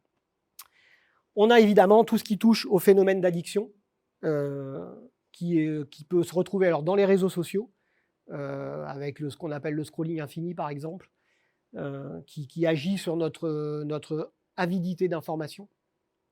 Mais tout ce qui touche au système de micro-récompense aussi, etc. Donc il y a plein d'éléments pour renforcer l'addiction des personnes aux outils numériques. On a aussi, alors j'ai essayé d'élargir un petit peu la problématique. Alors, il y a un philosophe qui s'appelle Ivan Illich qui a parlé de ce qu'on appelle le monopole radical. J'ai trouvé assez intéressant son approche parce que l'idée, c'est de se poser la question en quoi une technologie nous empêche de penser autrement que ce que cette technologie nous apporte. Alors l'exemple que lui il avait donné à l'époque, c'était tout ce qui touche au transport motorisé. En fait, si par exemple vous essayez de vous déplacer dans une zone industrielle à pied, vous allez vite comprendre que c'est pas fait pour ça. D'accord? Ça veut dire que grosso modo, le monopole radical, ça traduit la notion qu'une technologie a empêché tout autre mode de pensée de subvenir à la réflexion que vous avez pour la mise en place de quelque chose. D'accord? Donc, typiquement, le transport motorisé nous a empêchés de développer, de penser à d'autres types de transports. Le numérique nous empêche peut-être de penser à d'autres solutions. Je pense que le numérique fait partie de ce qu'on appelle des monopoles radicaux, de ce qu'il appelle des monopoles radicaux. C'est quelque chose qu'on nous vend comme étant la solution à nos problèmes, la seule voie d'utilisation, et je pense qu'il y a d'autres voies à penser sans numérique, par exemple. Il y a aussi un certain nombre de gens qui interrogent la notion de progrès. Donc, on nous parle beaucoup en ce moment de progrès, qu'on ne peut pas lutter contre le progrès, on ne peut pas arrêter le progrès. Mais quelque part, la question, des gens comme François Jarige, par exemple, qui dit oui, mais c'est quoi qu'on appelle le progrès? On ne peut pas arrêter le progrès, mais c'est quoi le progrès? Qu'est-ce qu'on attend du progrès? Qu'est-ce qu'on a envie de voir? D'accord? Donc ça, c'est des choses qui, pour moi, et le numérique interroge pour moi cette notion-là. C'est-à-dire dans quel monde on veut vivre avec les outils numériques. Est-ce qu'on veut vivre, donc j'ai donné quelques exemples, dans un monde centralisé à la chinoise avec du pouvoir donné à un État ou des entreprises privées? Est-ce qu'on veut vivre dans un monde plus égalitaire? Est-ce qu'on a des moyens d'utiliser les outils numériques pour avoir un monde plus égalitaire? Donc en tout cas, les outils numériques amènent à s'interroger sur ces questions-là. Je voulais aussi vous montrer que la technologie n'est pas neutre. Donc, à travers les deux choses que je viens de vous dire, elles devraient vous suffire à accepter ça. La technologie, avec sa façon de penser les choses, n'est pas neutre. Elle vous amène vers une certaine direction, vers une façon de fonctionner, vers une façon d'utiliser les choses. D'accord? Donc, la neutralité de la technologie n'est pas vraie. Ce n'est pas qu'une question d'usage. Ça n'est pas je peux en faire du... Oui, bien sûr qu'on peut en faire du bien et on peut en faire du mal. Mais malgré tout, déjà, de par sa conception, elle nous oriente dans un certain mode de pensée. Donc, tout ce qui touche aux problématiques de surveillance et de manipulation, tout ce qui touche à la dilution de la vie privée et publique. Donc, tout à l'heure, on parlait de visioconférence, d'accord, et le fait que, par exemple, à travers les visioconférences, il y a une forte dilution entre notre vie privée, notre intérieur, qui est maintenant souvent visible à travers les visios qu'on peut avoir avec les collègues, et la vie professionnelle. Ce n'est pas forcément un mal, j'interroge juste. Il n'y a pas de jugement. Et par contre, il y a tout ce qui touche aux fake news et à l'orientation des populations. Donc là, on va juste parler en quelques mots de l'IA. Donc vous avez tous vu ou entendu parler, ou même utilisé peut-être les derniers robots conversationnels ChatGPT. C'est assez bluffant d'ailleurs, je trouve que ça interroge pas mal sur notre humanité et ce qu'on est nous-mêmes, quand on voit ce qu'il est capable de répondre de façon assez cohérente quand même globalement. Donc c'est assez intéressant. Donc l'IA, par contre, évidemment, vu les capacités que ces outils nous permettent, on va retrouver toutes les problématiques d'usage de ces intelligences artificielles, qui n'ont rien d'intelligent pour l'instant, hein. A priori, il n'y a pas l'air d'y avoir de conscience là-dedans. On est sur quelque chose qui est, enfin, en tout cas, au stade aujourd'hui, qui se contente d'aligner un certain nombre de réponses cohérentes. Mais déjà, cette cohérence-là, elle nous interroge. En tout cas, on va présupposer qu'il n'y a pas de conscience. Et donc, on n'est pas encore au stade Terminator, évidemment. Pour autant, ces outils d'IA permettent déjà des usages militaires autonomes. Donc les militaires développent des drones qui sont en capacité d'ouvrir le feu sur des êtres humains de manière autonome, donc pilotés par des intelligences artificielles. Donc voilà, donc il n'y a pas de conscience, le robot ne prend pas de décision au sens en toute conscience, mais il prend une décision. On a tout ce qu'on appelle la surveillance de masse, évidemment, qui est largement facilitée par les outils d'IA, hein, puisque la reconnaissance d'image, la reconnaissance faciale, je vous rappelle que à Paris, on va déployer des caméras avec de l'intelligence artificielle pour faire de la détection de comportements anormaux, etc. Donc on va mettre en place des outils en France, on n'est pas en Chine, juste en France, pour assurer la sécurité, évidemment, puisque c'est toujours l'élément qu'on met en avant. Pour assurer la sécurité des JO, on va déployer des outils de reconnaissance algorithmique sur les comportements humains. Donc évitez de vous baisser devant une des portes d'entrée d'un stade et de faire vos lacets. Ça risque d'être arrêté.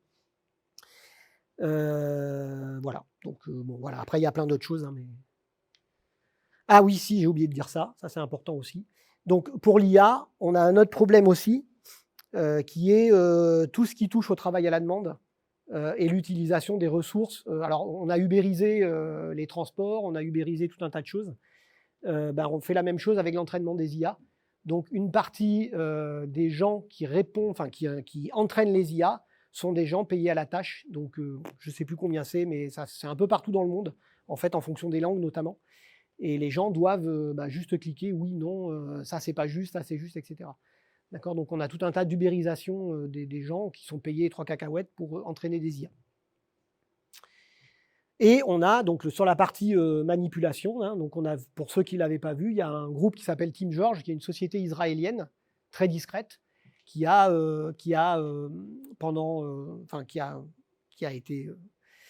été dénoncé récemment dans la presse et qui a manipulé à travers les réseaux sociaux un certain nombre de comptes Facebook, Insta, etc., et qui étaient manipulés par des algos et par des personnes derrière cette boîte pour orienter les populations et faire de la diffusion d'informations pour rentrer dans les algos de diffusion de Meta ou d'autres.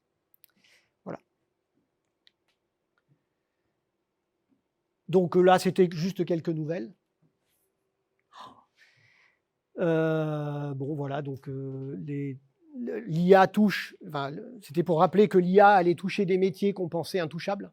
D'accord, donc tout à l'heure, j'ai interrogé notre humanité, hein, mais voilà, une IA elle est capable de produire un scénario, de le traduire, par exemple. Donc tous ces métiers-là, ils ont presque plus de sens, quoi. Bon, il y en a un qui a voulu jouer à Her, le film, pour ceux qui l'ont vu. Donc il a transformé sa petite amie, alors pas sa petite amie, hein, mais il a transformé un groupe d'algo. Donc il a utilisé ChatGPT, un système de reconnaissance vocale qui permettait d'imiter la voix de sa copine. Et donc il a fabriqué une sorte d'avatar de sa petite amie virtuelle. Donc voilà, la surveillance massive et intelligence, etc. Alors, côté réglementation, en Europe, on est assez en avance, puisque par exemple, aujourd'hui, Google ne peut pas déployer Bard, le concurrent de ChatGPT, en fait, hein, ne peut pas déployer Bard en Europe parce que la réglementation européenne ne lui permet pas de le faire. D'accord, donc le RGPD, toutes les règles qu'on a mises en place en Europe, pour l'instant, bloquent le déploiement de ces IA-là. Bon, combien de temps, comment ça va se négocier en coulisses, je ne sais pas. Mais en tout cas, pour l'instant, il semblerait que nos réglementations européennes, qui sont plus strictes, empêchent le développement anarchique ou incontrôlé de ces intelligences artificielles. Voilà, donc ça, voilà, on peut faire un certain nombre de choses aussi, hein, on peut réfléchir à ces activités avec des ateliers. L'INRIA propose des activités, des ateliers pour réfléchir à nos activités. Je sais pas dans la salle s'il y a que des personnes de la fac ou d'autres, mais voilà, ça c'est surtout pour les activités de recherche. Mais voilà, l'idée c'est quelque part, dès qu'on touche à l'éthique, bah, en fait, ça revient à réfléchir à nos bonnes pratiques, aux données voilà, à ce qu'on manipule et à ce qu'on fait. Donc là, je vais passer, je vais pas rentrer dans les détails. Ça, c'était donc tout ce qu'on vient de voir là, en fait. Une grande partie de ce qu'on vient de voir sur les aspects numériques sont liés aux thématiques du groupe GDS Eco-Info dont j'ai parlé au début, d'accord? Donc, je ne rentre pas plus là-dessus. Bon, j'espère que vous êtes convaincus que le numérique, c'est quelque chose qui est très concret.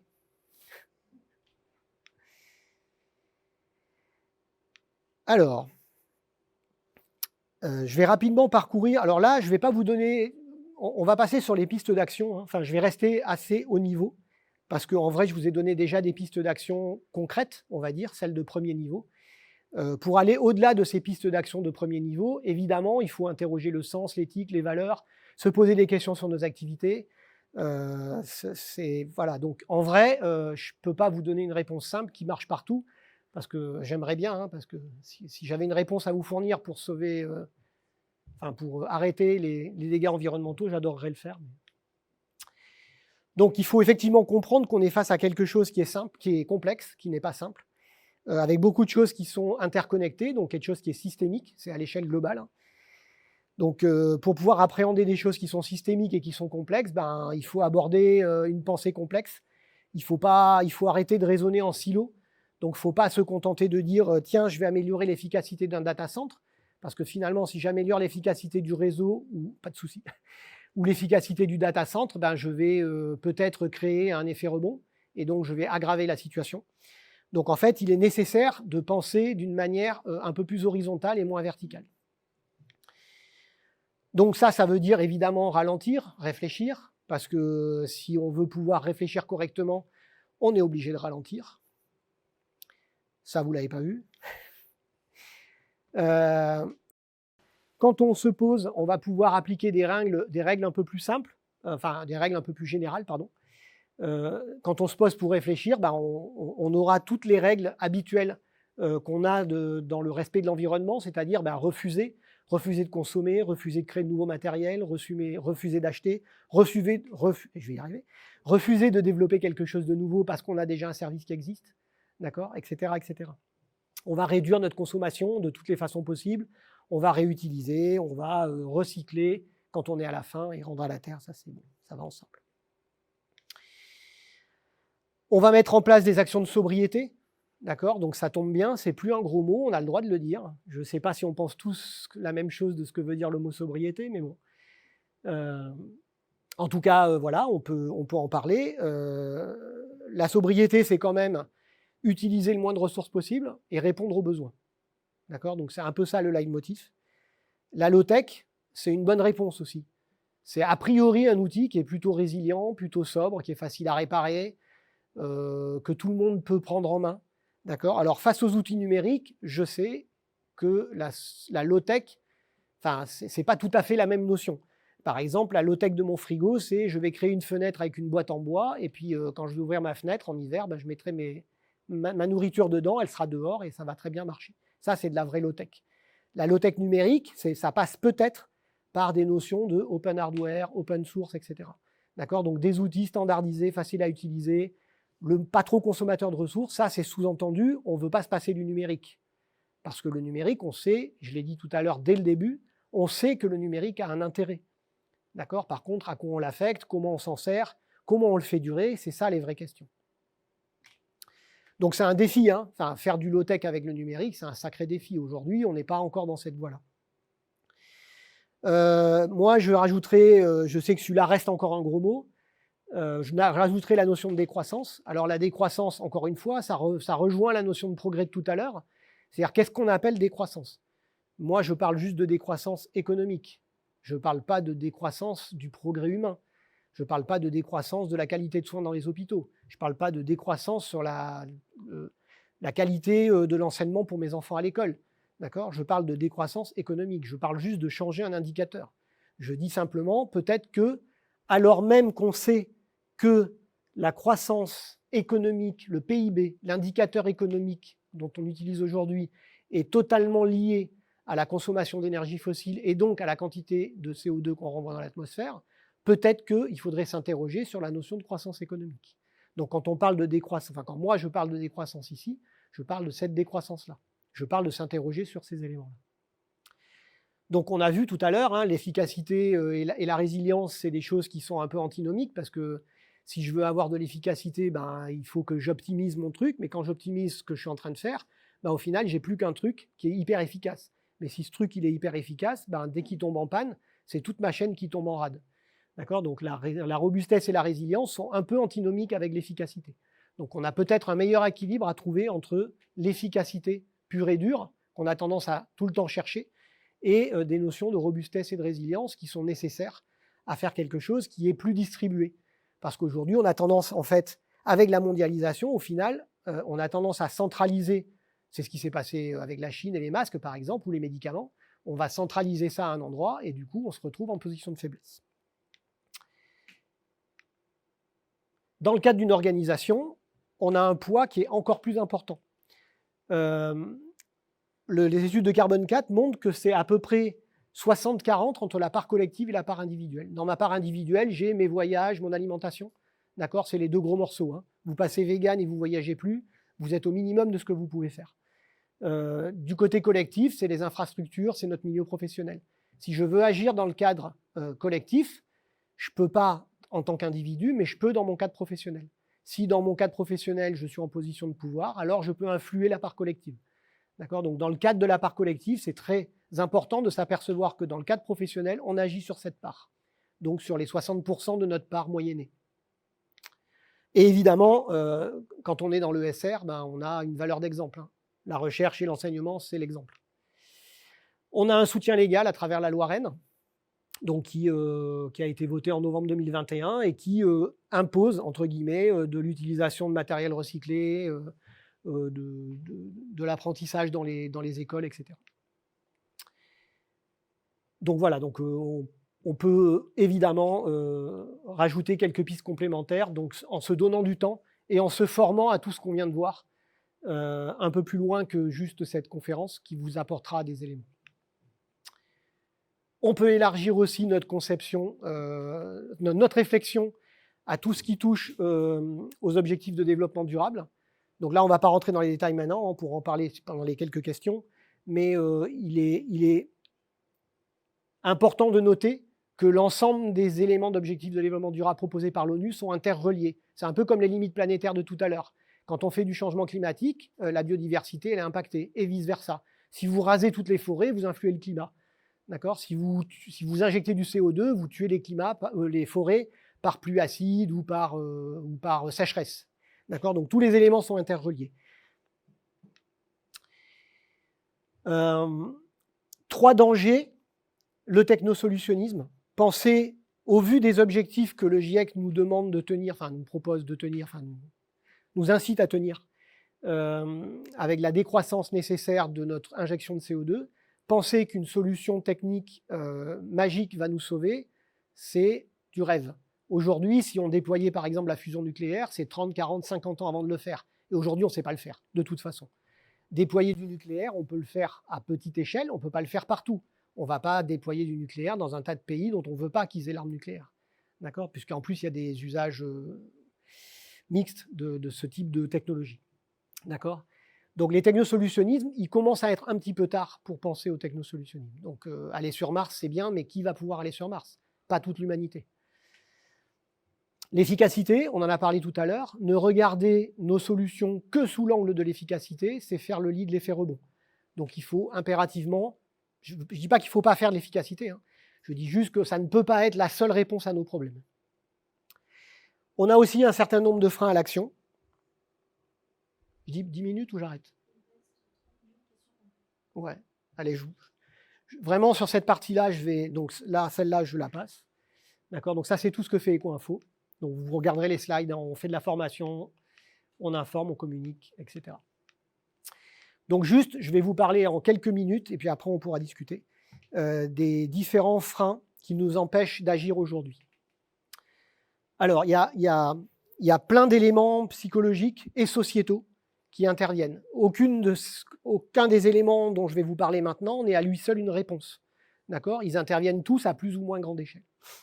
Donc, on a des problématiques liées. Alors, un certain nombre de chercheurs pointent du doigt notre incapacité à gérer l'abondance. D'accord ? Ils ramènent en partie nos comportements à ce qu'on appelle des comportements initiaux, enfin, ou anciens, on va dire, en disant que finalement, l'être humain, il est habitué à gérer la pénurie et pas l'abondance. Son objectif, c'est de se nourrir, de se reproduire, d'acquérir de l'information. C'est intéressant quand même, ça, on voit que c'est une de nos faiblesses, d'acquérir de l'information, avec le moins d'efforts possible et en ayant du pouvoir. Pourquoi ? Parce que le pouvoir, ça permet le reste. Quand vous avez du pouvoir, vous avez de la nourriture, de la reproduction, vous avez des informations et vous ne faites pas d'efforts. C'est les autres qui le font pour vous. D'accord ? Donc, grosso modo, si on regarde ces cinq axes-là, on peut retrouver un certain nombre de nos comportements et de nos faiblesses. D'accord ? Donc, c'est un élément qui est intéressant à analyser. Donc, ce qu'il dit n'est pas inintéressant. C'est un peu naturaliste, c'est un peu réducteur, mais lui-même le dit, il ne se limite pas à ça, il ne dit pas qu'on est attaché à ça.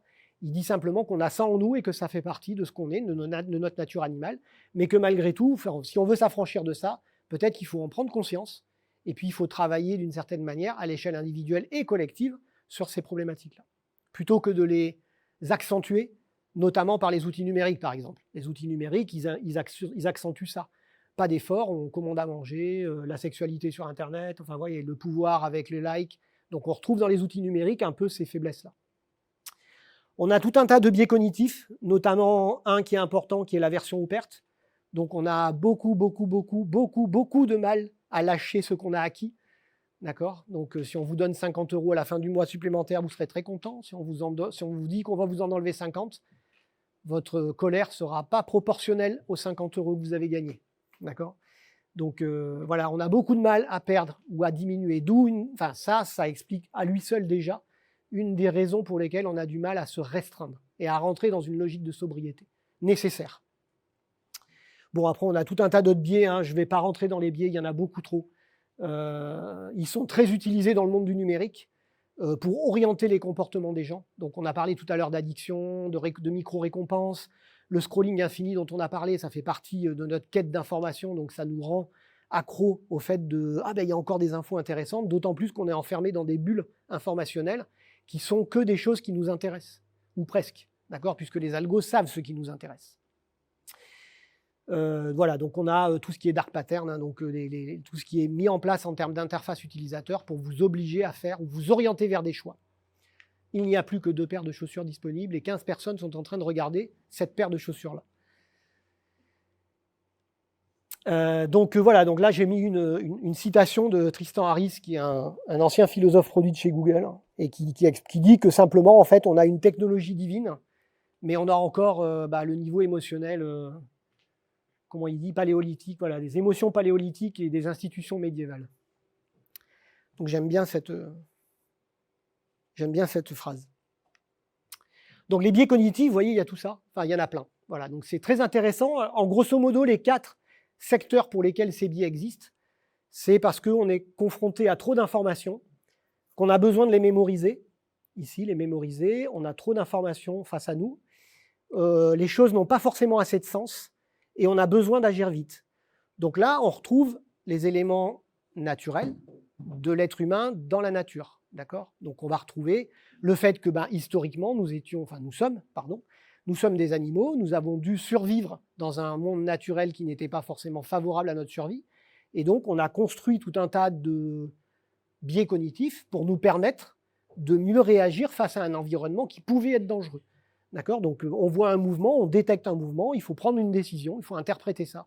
D'accord ? Donc voilà, tous les biais, ils viennent de là, en fait. Et dans notre monde, ils nous posent des problèmes parce qu'ils ne sont pas faits par rapport au monde qu'on a mis en place.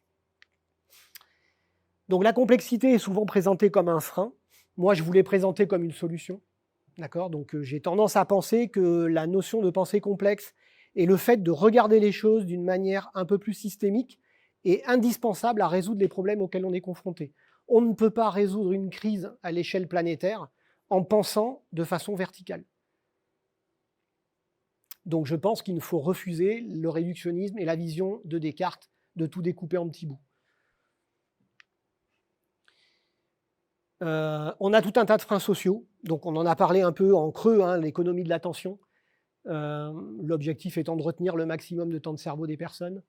On a une idéologie de l'immédiateté, on est dans une civilisation de la vitesse, de la rapidité. Ça, c'est à nouveau deux choses, ça c'est deux choses qui sont hyper accentuées par les outils numériques, hein. Je veux dire, vous avez qu'à cliquer et depuis la Chine, votre truc arrive par avion, quoi. Donc ça, c'est vraiment, puis ça ne nous rend pas plus patients, hein. Je pense qu'il y a un sujet intéressant qui est la partie soumission à l'autorité. On est dans un monde, un monde très pyramidal. Tout le monde a entendu parler de l'expérience de Milgram. Qui n'a pas entendu parler de l'expérience de Milgram? Milgram avait fait une expérience sur notre capacité de désobéir ou de se soumettre à l'autorité. L'expérience consistait à mettre des personnes, un acteur sur un siège électrique, et cette personne, en fait, simulait qu'elle recevait des chocs électriques quand elle ne donnait pas les bonnes réponses.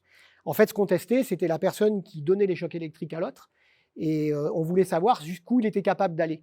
Voilà. Donc cette expérience a été montrée dans le film I comme Icare avec Yves Montand, et la scène est vraiment géniale. Et donc, en fait, il y a, alors je ne sais plus les chiffres exacts, hein, mais 60-70%, en fonction de la situation, c'est-à-dire si vous voyez la personne, si vous la voyez mais sans l'entendre, si vous ni ne la voyez ni ne l'entendez. D'accord ? Donc, moins vous la voyez, moins vous l'entendez, plus il y aura de personnes qui vont loin dans l'administration des chocs, sachant que la personne peut aller jusqu'à 400 volts. Donc, des chocs potentiellement mortels. Donc, voilà. Donc là, c'est ça qui a été testé dans cette expérience. Donc ça montre aussi que nous sommes des animaux très sociaux et pyramidaux, enfin avec un système pyramidal, et que nous sommes très soumis à cette autorité. D'où, pour ceux qui ont été attentifs, il y avait un petit truc dans la présentation qui parlait de ça aussi. Évidemment, ensuite, on a tous les éléments à l'échelle sociale qui sont utilisés. Alors, on ne va pas revenir là-dessus, hein, mais par Total, qui a commencé par dire « Ah, mais non, le changement climatique, c'est n'importe quoi », jusqu'à dire « Oui, le changement climatique, c'est quelque chose, mais on va faire quelque chose. On s'en occupe, ne vous inquiétez pas. » Donc ça, on l'a vu avec les fabricants de tabac, on l'a vu avec plein de choses, hein. Ce qui ne veut pas dire que les études payées par les fabricants de tabac n'ont jamais donné rien d'intéressant. C'est juste qu'elles ont pendant longtemps détourné l'attention du fait que, enfin, tenté de détourner l'attention du fait que le tabac était bien la cause du fait qu'il donnait le cancer. D'accord ? Donc aujourd'hui, on a des freins qui sont introduits à travers le greenwashing par des grandes entreprises qui cherchent à promouvoir leur modèle. Donc ça fait partie des freins sociaux à l'échelle globale. Et pour finir, donc on a ça, donc ce qu'on appelle les 12 excuses de l'inaction. Donc ça a été proposé par l'université de Cambridge. Donc là, en général, ces deux slides là qui suivent, là, celui-là et celui-là, ils vous montrent les réponses qu'on peut donner. D'ailleurs, ça pourrait être des choses de discussion, aux gens qui vous répondent « Ah oui, mais non, mais c'est trop tard pour faire quelque chose. » Oui, c'est vrai, c'est trop tard. C'est trop tard pour revenir en arrière, mais ce n'est pas trop tard pour minimiser nos problèmes. D'accord ? Donc voilà, il y a plein de choses comme ça qui sont souvent des objections faites par les personnes qui n'ont pas envie de faire bouger les choses et qui permettent de répondre, ou en tout cas d'avoir en soi les réponses par rapport à ça. Donc le changement est impossible, hein, on l'a vu pendant la Covid, on sait que c'est possible. C'est d'abord aux autres d'agir. Oui, bien, les Chinois, ils n'ont qu'à faire quelque chose. Oui, mais les Chinois, ils produisent pour nous. Donc oui, ils doivent faire quelque chose, mais peut-être que sinon, on n'achetait pas ce qu'ils produisent. Voilà. Et Valérie Masson-Delmotte, elle le présente sous cette forme-là, qui est un peu la même chose, mais plus réduite. Et quelque part, c'est juste le pointage de doigt des autres, quoi. C'est les autres qui doivent faire quelque chose, c'est pas moi. Voilà, j'ai fini.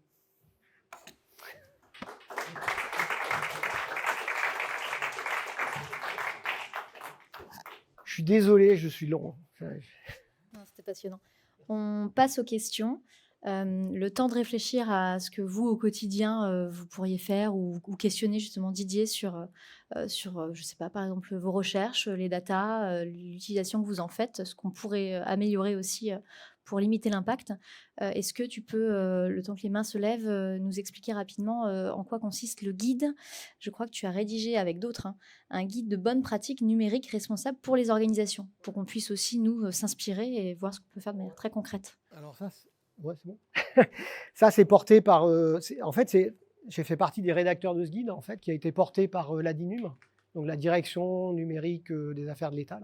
Et l'objectif de ce guide, c'est de permettre de donner un certain nombre d'éléments aux organisations qui veulent mettre en place une démarche éco-responsable, orientée autour du numérique, de pouvoir utiliser les différentes facettes qui sont proposées. Alors, c'est vraiment un guide sous la forme de fiches pratiques, hein, donc, que vous pouvez consulter sur le site de l'ADINUM ou à travers le site d'EcoInfo, et qui vous permettent en fait de mettre en place vos activités en respectant un certain nombre de choses qui vont aller dans le bon sens. Voilà.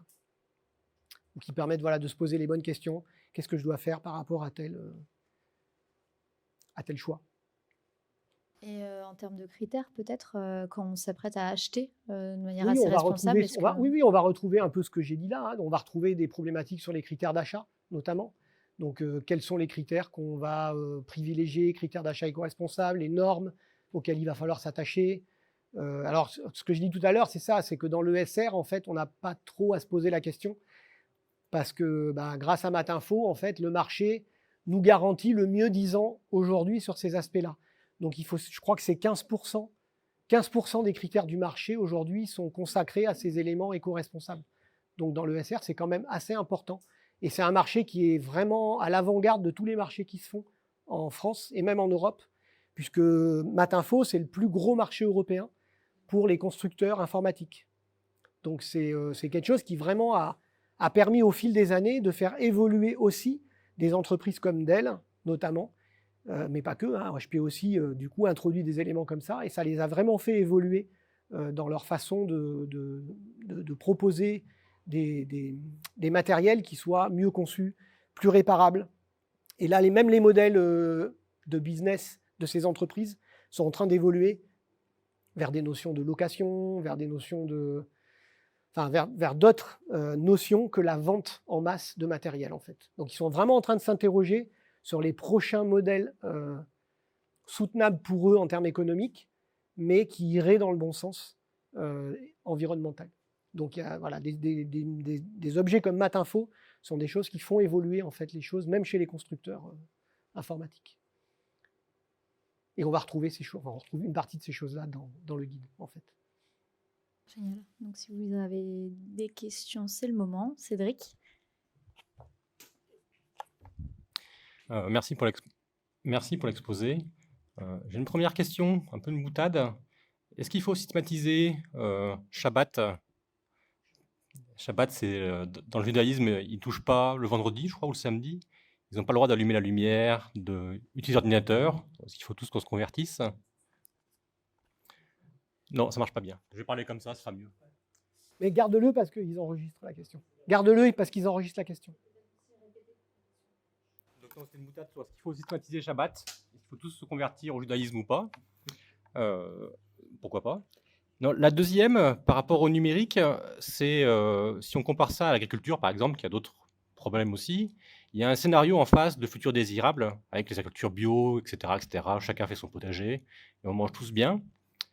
Dans le numérique, ça n'existe pas. On n'a pas une vision du futur où on se dit j'ai un téléphone mais qui marche à pile solaire, enfin je sais pas quoi, qui fait que j'ai le même service certain et ça sera mieux, aussi bien, voire mieux que l'actuel, pour moins de dépenses, etc. Et ça, je trouve que c'est quelque chose qui me manque beaucoup. Alors, sur la première question, je ne sais pas. On va enlever l'aspect religieux. Par contre, l'idée d'enlever du numérique une fois par semaine, ça pourrait être une bonne idée, indépendamment de tout aspect religieux. Donc pourquoi pas, oui, parce qu'il y a plein de bonnes raisons de le faire d'ailleurs, notamment chez les adolescents et les enfants, qui sont particulièrement impactés par les problématiques d'exposition aux écrans trop tôt, qui créent, alors je sais que le mot est pas apprécié par certains, mais qui créent des formes de symptômes autistiques. D'accord ? Donc c'est pas de l'autisme, hein, mais ça crée des symptômes qui se rapprochent de ce qu'on peut voir chez les autistes. Et cette exposition trop tôt aux écrans, elle pose vraiment des problèmes. Donc oui, peut-être, il faudrait penser à des journées sans numérique, ça serait peut-être une bonne idée. Pour la deuxième question, qui était... Ah oui, le futur désirable. Alors,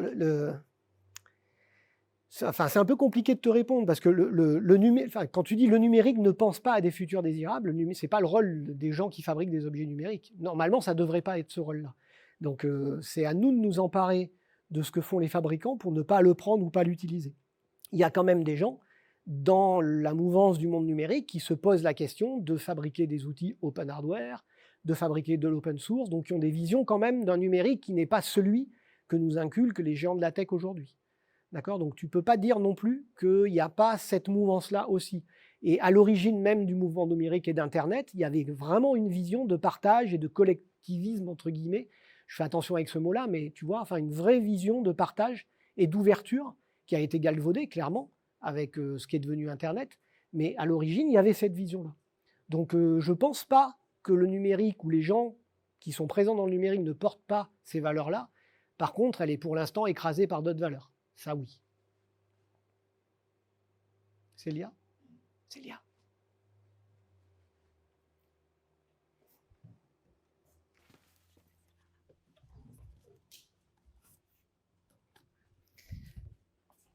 Merci pour la présentation. Une petite précision quand même, le silicium qui est utilisé pour toute l'informatique, il n'est pas produit à partir du sable, hein. C'est une image qui est souvent utilisée parce que c'est sympa, on dit ça, on part de la plage, mais en fait on part de mines vraiment... ouais.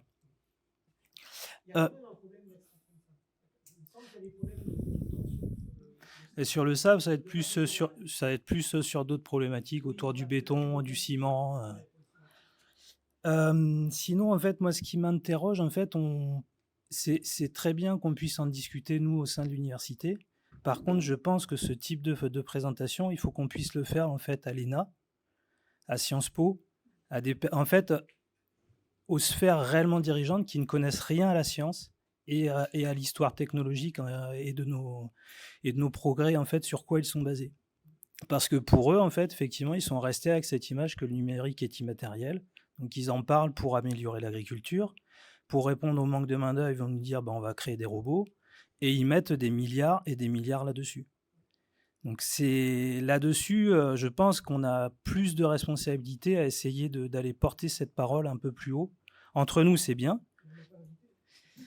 Il y a, là, on a été invité, je ne sais pas si tous l'ont vu, mais on a le ministère de l'enseignement supérieur, je pense, a lancé une enquête pour demander si on était prêt à former toute la fonction publique. Ouais, alors, quand c'est que tu as... on en discutera de ça.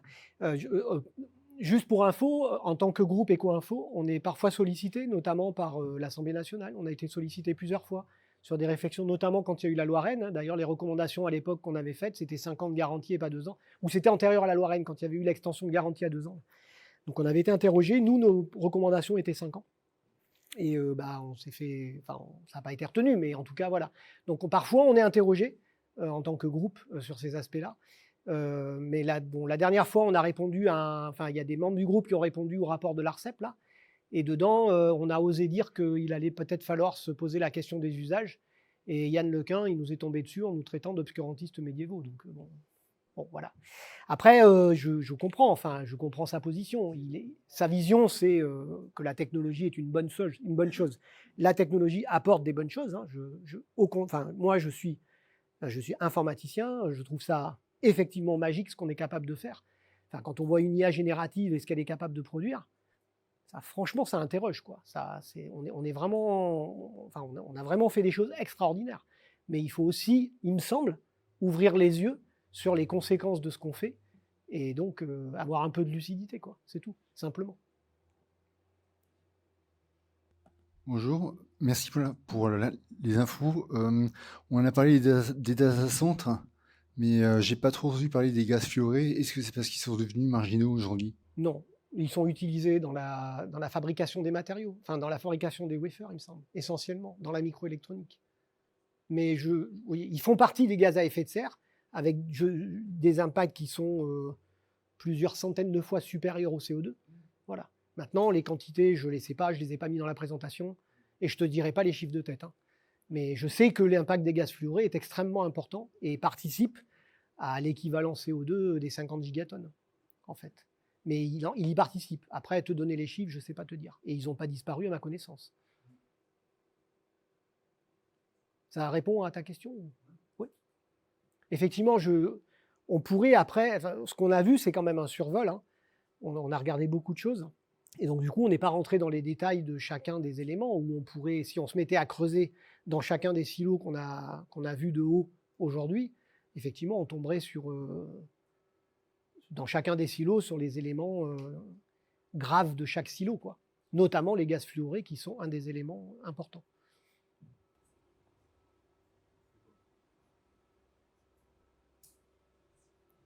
Super, donc si on veut en savoir plus, GDS, Eco-Info. Oui, notamment, mais pas que. Hein. Pas que, évidemment, mais c'est que là, en l'occurrence, ça permet de faire écho à ce qu'on a découvert aujourd'hui. Je vous ai mis quelques trucs, voilà, il y a des sites web là. Et le guide aussi de bonnes pratiques numériques responsables des organisations. Donc vous avez quelques liens. Génial. Merci à tous, merci à Didier. Merci.